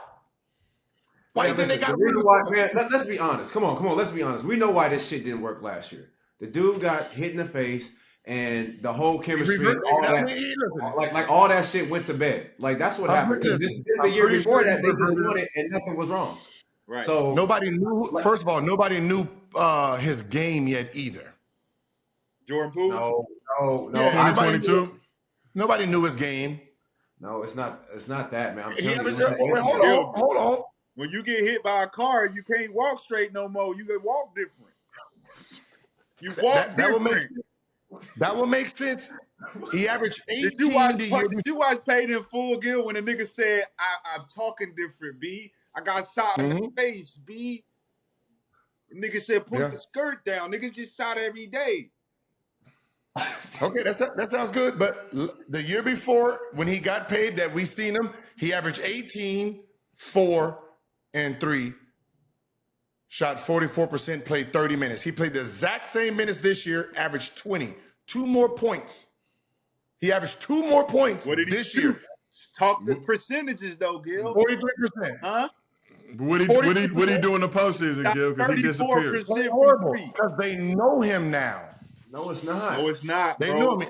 No. He They took knew him now. he was taking them same shots, and he was not mentally there. There. He was not He mentally averaged there. 20. He did better. He just had a horrible playoffs. No. You could tell the whole Yes. season. We watched the whole season. The whole Last season wasn't year- even the same. The whole It wasn't. season Last year- was never the same. The chemistry, Last everything. year It was he not the averaged same. 17. Last year he averaged 17 in the playoffs. This year he averaged 10. Bro, Gilbert, what you not understanding is when we watch Golden State play, we would say this nigga Jordan Poole out there running around with it like a chicken with his head cut off. He not looking at He Clay. did it- He not looking at He Steph. did it last He did- year. No, but he had took better shots because it was a team function. They let him He rock. did it last year, and because it was the first year, it looked great. Draymond's your guy. I know you don't want to slander. You probably gonna be on the show next week. Yeah, I can say That okay, nigga if he knocked him averaged- out, bro. If he averaged 20 last year and then 18 this year, then I can tell you. But the fact that his stats went up, The fact that you He just- stand on the stats and not the fucking punch is crazy. but what does the punch got to do with this? You're saying he played worse. Yes. Where? Yes, his numbers were better, but what we saying is The playoffs. no, but not just the playoffs. His mental, everything. He was off. His rhythm, everything was off. He was still. We're looking at He still was going to do his thing. Let's not get it twisted. But mentally, he was not there. Got bro. to the free Like- throw like- line like he was more. not there.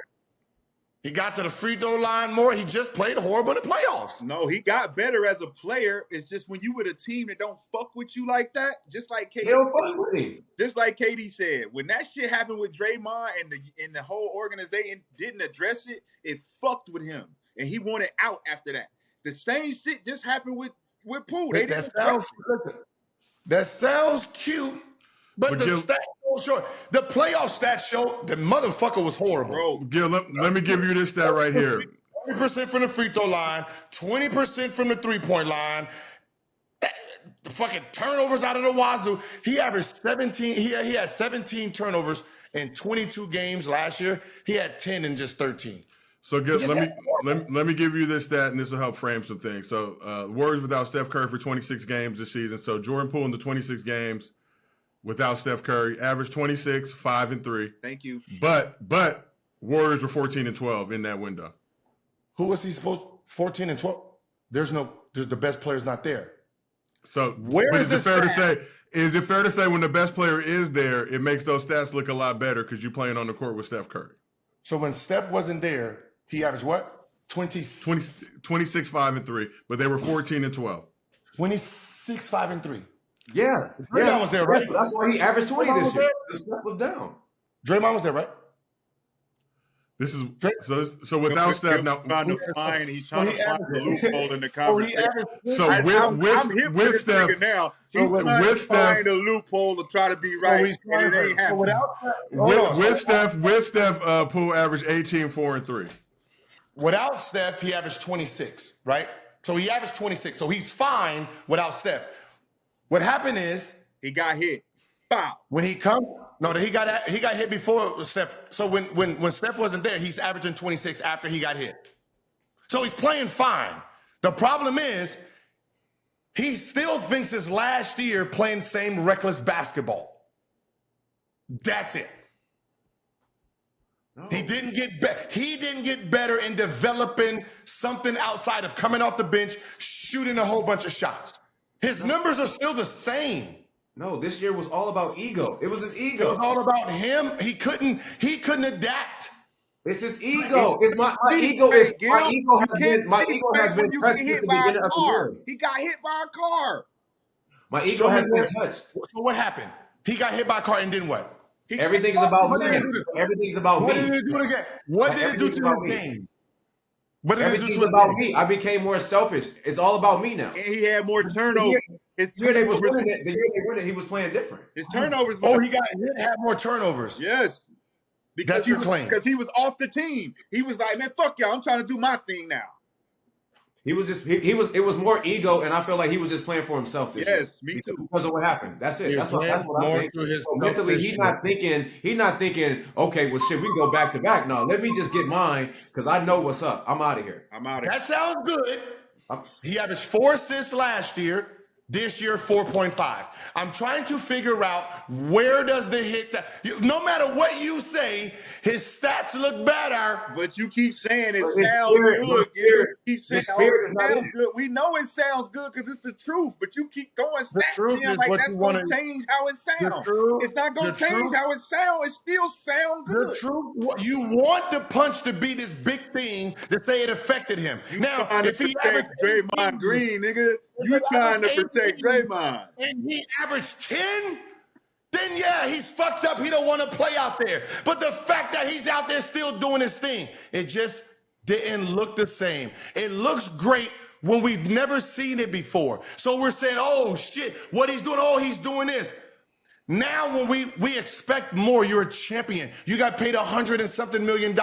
We expect more than this reckless basketball you're playing. When you wasn't making shit, we didn't expect anything from you. Have you ever got hit? You played Have you reckless ever got again. punched on camera and the world seen it? Yes. Will the world see No. you get punched? No. No. So you don't know how he feel. What did it do? You don't know how he feel. Tell me what it affected. I got my computer. It affected his spirit, his mind, his spirit. I'm getting these numbers, but I'm getting these numbers because fuck what y'all talking about. I don't care. Like I know one thing, we ain't winning it this year because of what happened, and he controlled that. He So definitely that means- controlled that.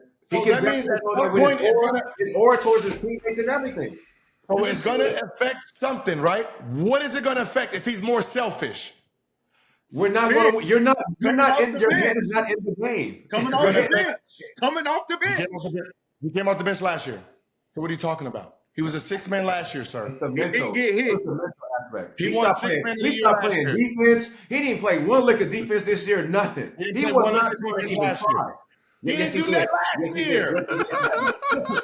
But what you're complaining, he didn't do it last year. He did do it last year. Brandon, No, he he didn't. knows. Gil knows what's going on, Brandon. You He know he do play just kept, defense you know last he's trying to just stand on it, right? He just trying to This nigga Poole whole aura when they won it was so different. It wouldn't even look the same this year. His aura on the court didn't even look the same.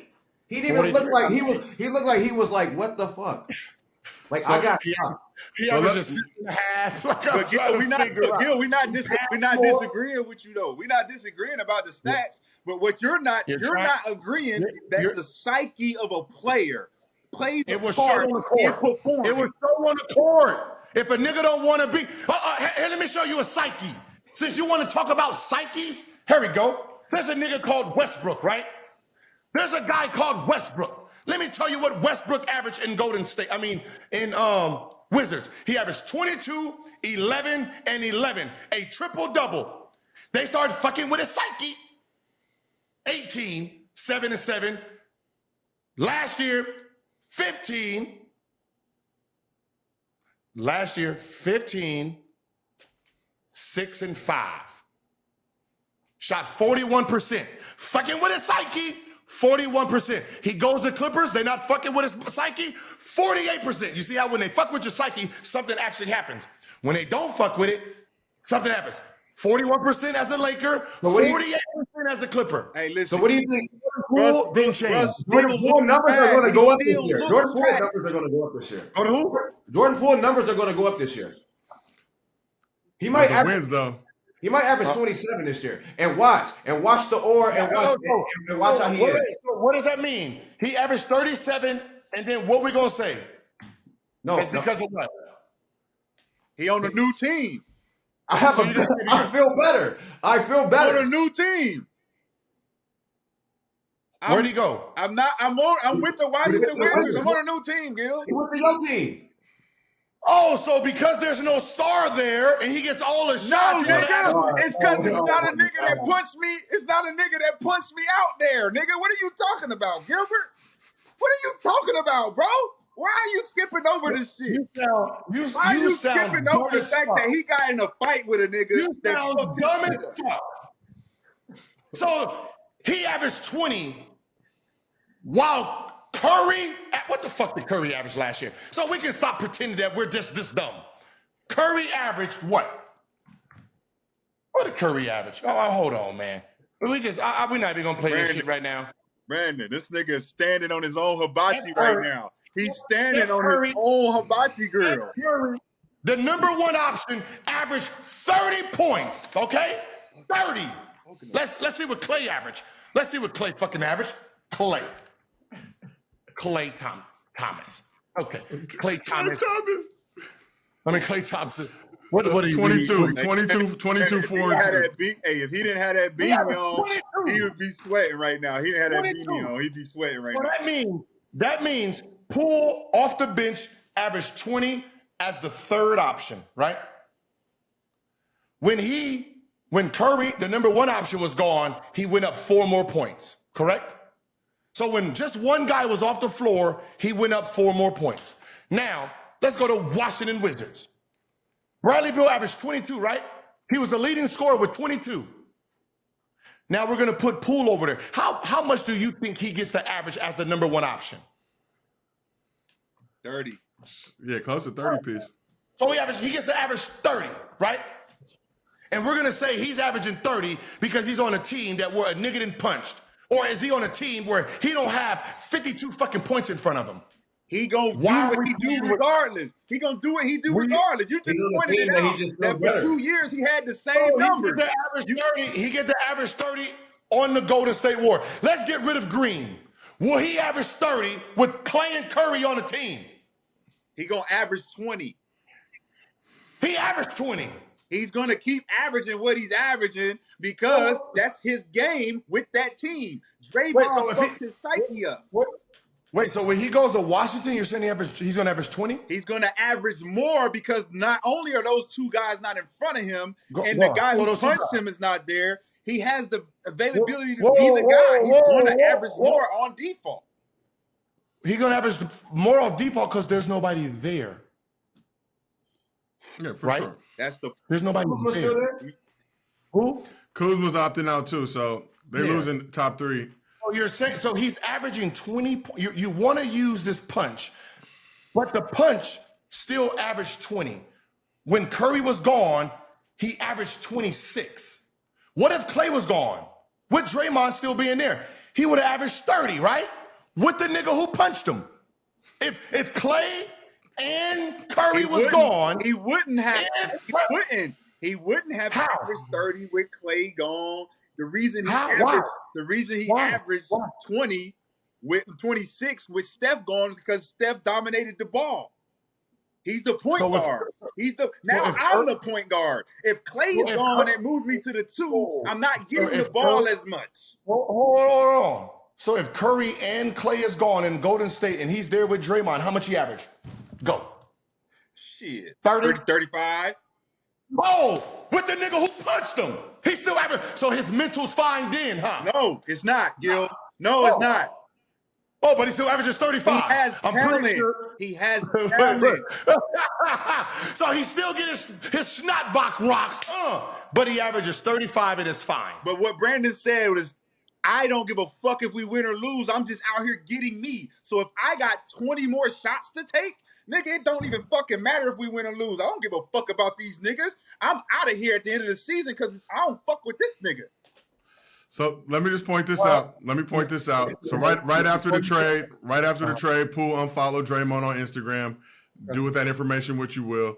Draymond recently opted out of the final year of his deal, set to become a free agent. So was the Warriors trading Poole a way to try to convince Draymond to come back for the last dance? For sure, of course. That sounds cute. Because you got to. You ain't gonna change the subject.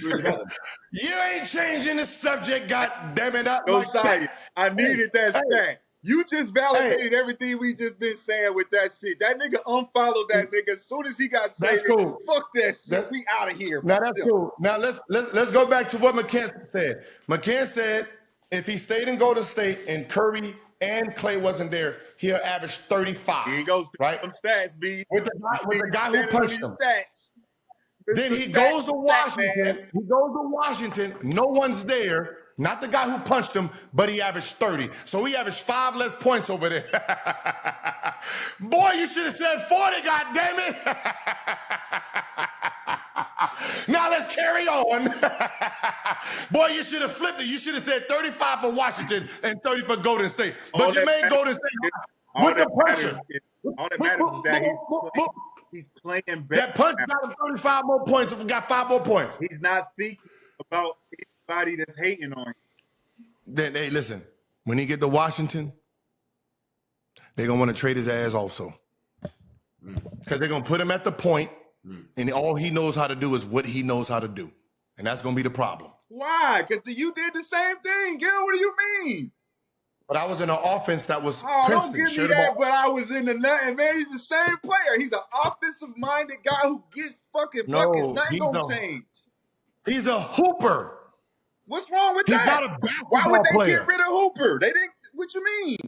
He's not a basketball player. He's a hooper. Hooper. So you wasn't a basketball player? A six man who just comes in and just microwave basketball. So you wasn't a hooper?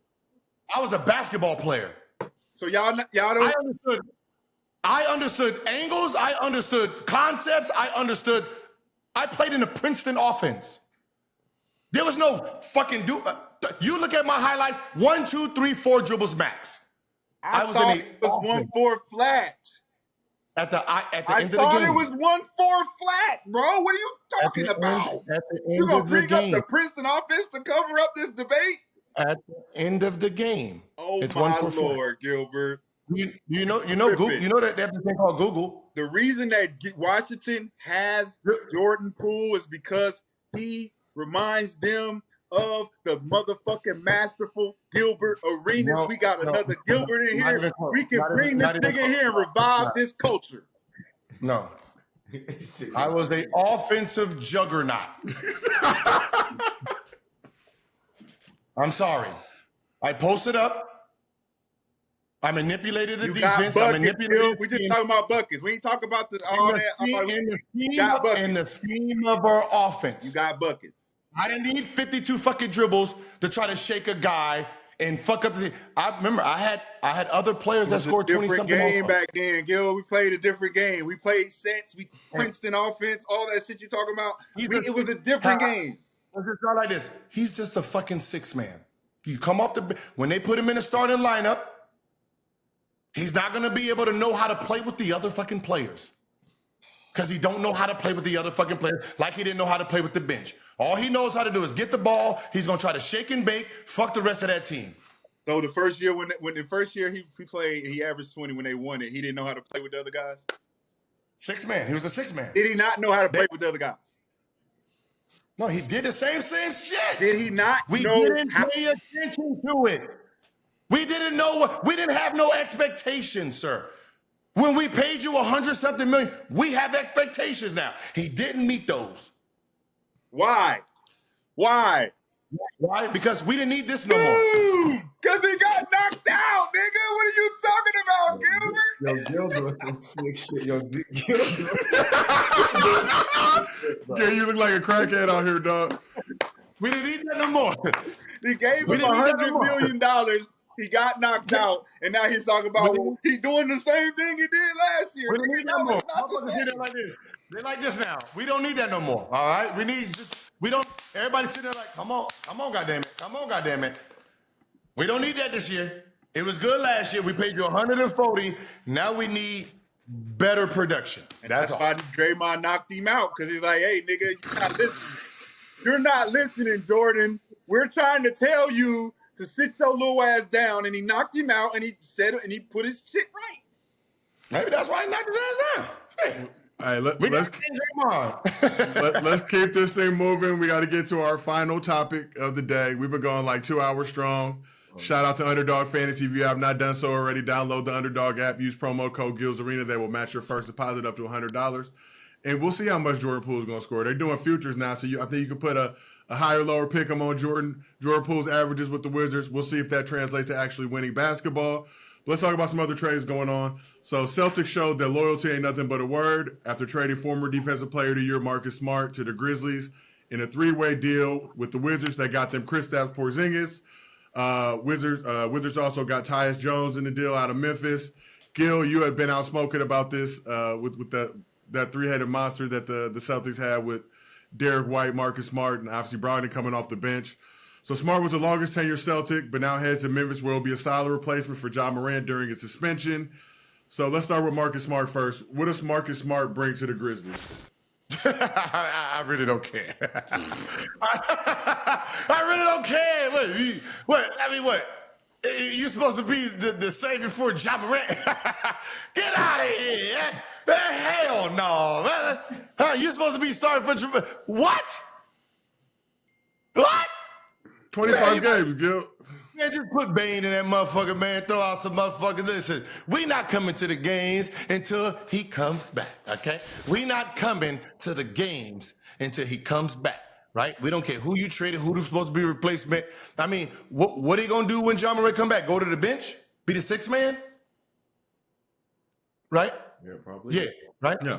Now, so allegedly, this is all hypothetical right now, but the Grizz plan on playing Marcus Smart and Ja Morant together in the same backcourt. Not Bane? Bane will be on the floor too, I would imagine. Why you don't like Marcus Smart, Gil? I'm just telling you what they said. This is not what I'm saying, Gil. This is what they're saying.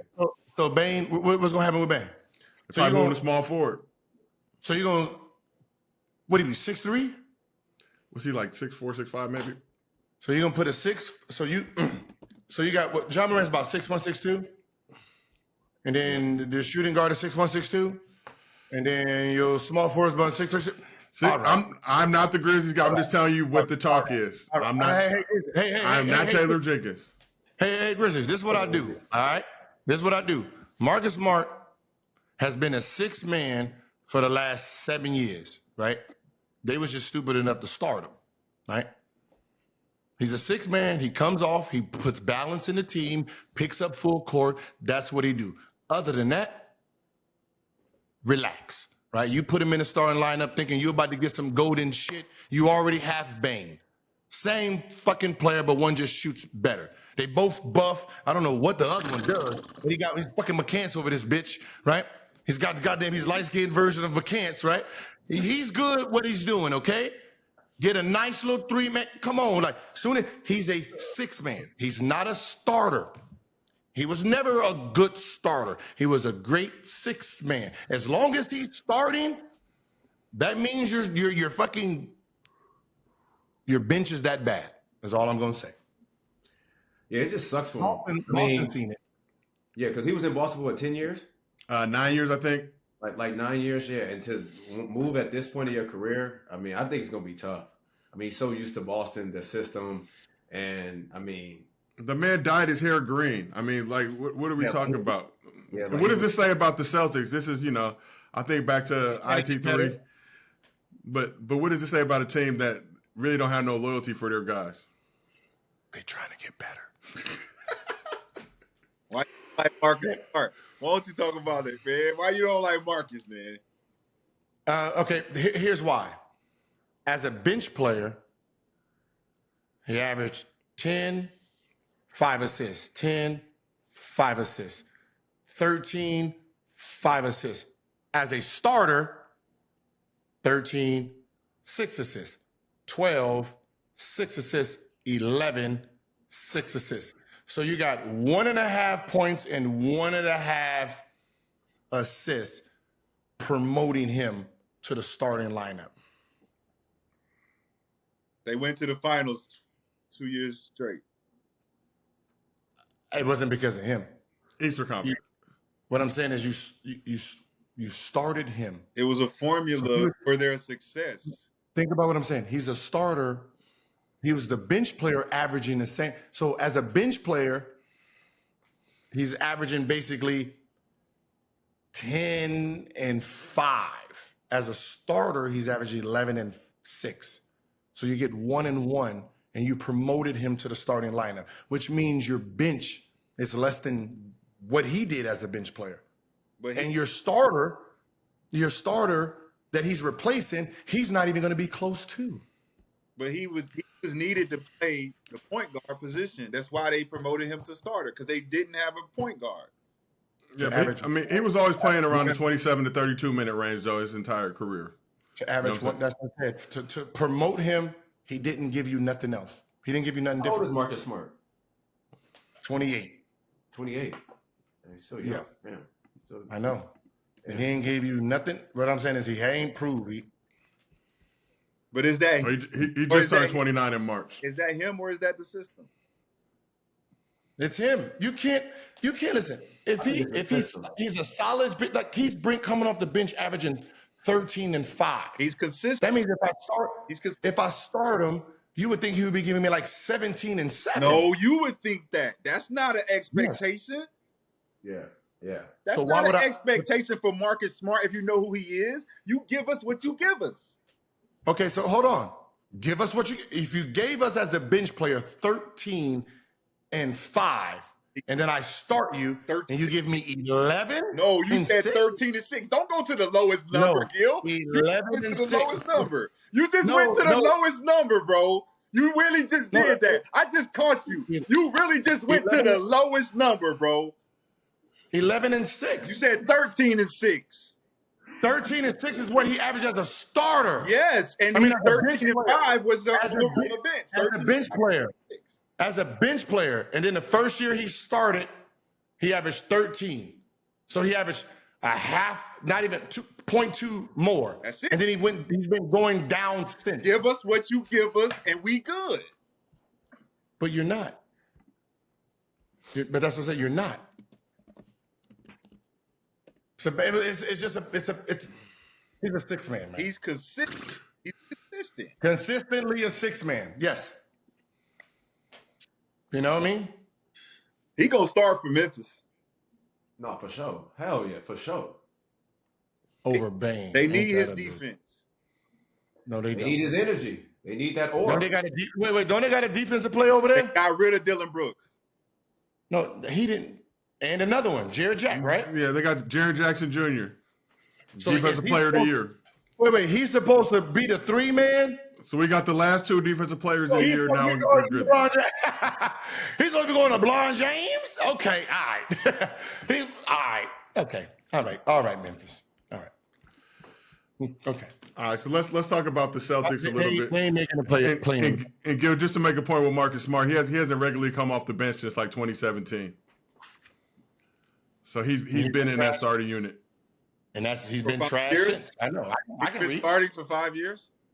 No. Where the hell are these stats that Gilbert is coming up with? Where the hell is this stats that Gilbert just came up with if he's been starting for It's 5 the years? summertime. It's the summer. No. We just had the solstice. Trash. All right, so let's talk a little bit about the flip side of that now. Celtics adding Porzingis. We talked about, Gil, you said the Suns' big 3 was the best big 3 in the league because there wasn't any competition. We lightly hit on it then. But does Tatum, Brown, and Porzingis qualify as a big 3? And if so, where does it rank in the league?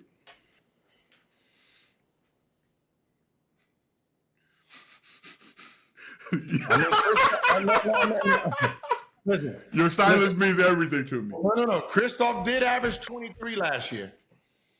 And he can play the 4 and hey, Bucks, y'all better do something. Y'all better do something. Because they just added an actual 5-man. 7 foot. It ain't that old ass Al Horford back there. It ain't Hoofy Horford back there. No. No Giannis.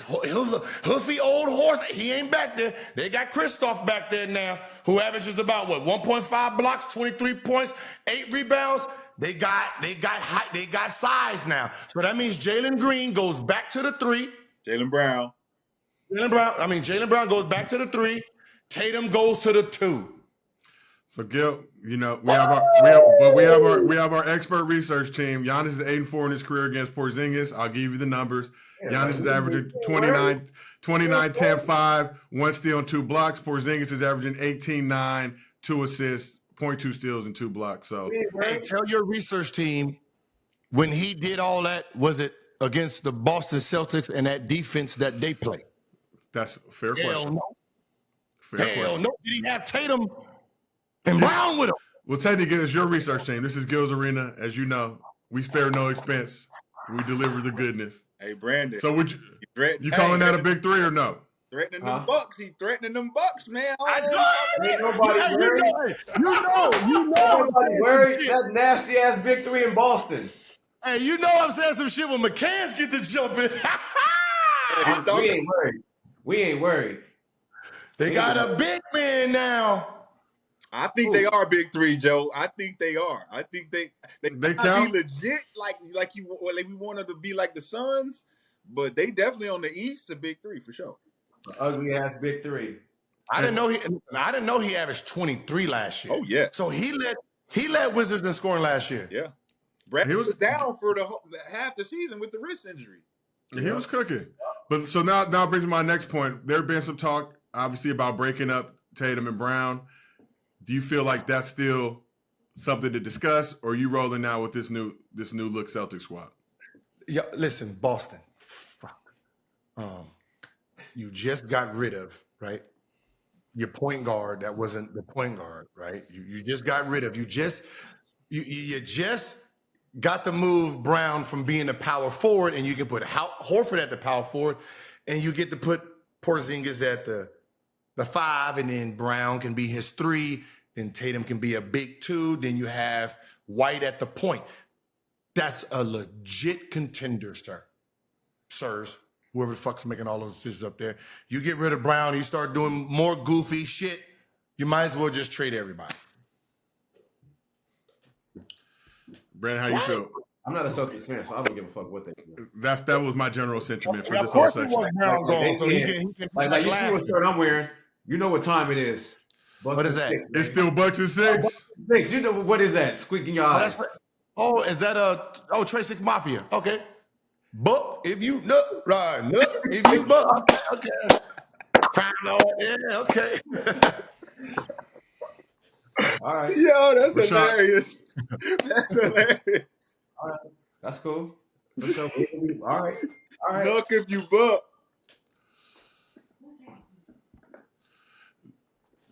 Crime mob legendariness. Well, look, fellas, we're going to have a lot more to talk about. Free agency's right around the corner. We didn't put in about a good close to 2.5 hours on the stream. It's a shame we don't get to be in the arena. I get to see all y'all, get to see that energy and emotion, but we had to do what we had to do to bring the people the show that they needed. But we will be in Las Vegas at NBA Summer League. So make sure you tap in with us. We'll give you more information in the coming days. We're going to be out there turned up, pull up on us. You know, can't tell you what hotel we're going to be at, but it's a 5-star, one of the luxury ones. You can figure it out. Unless you're cute, then we have to win.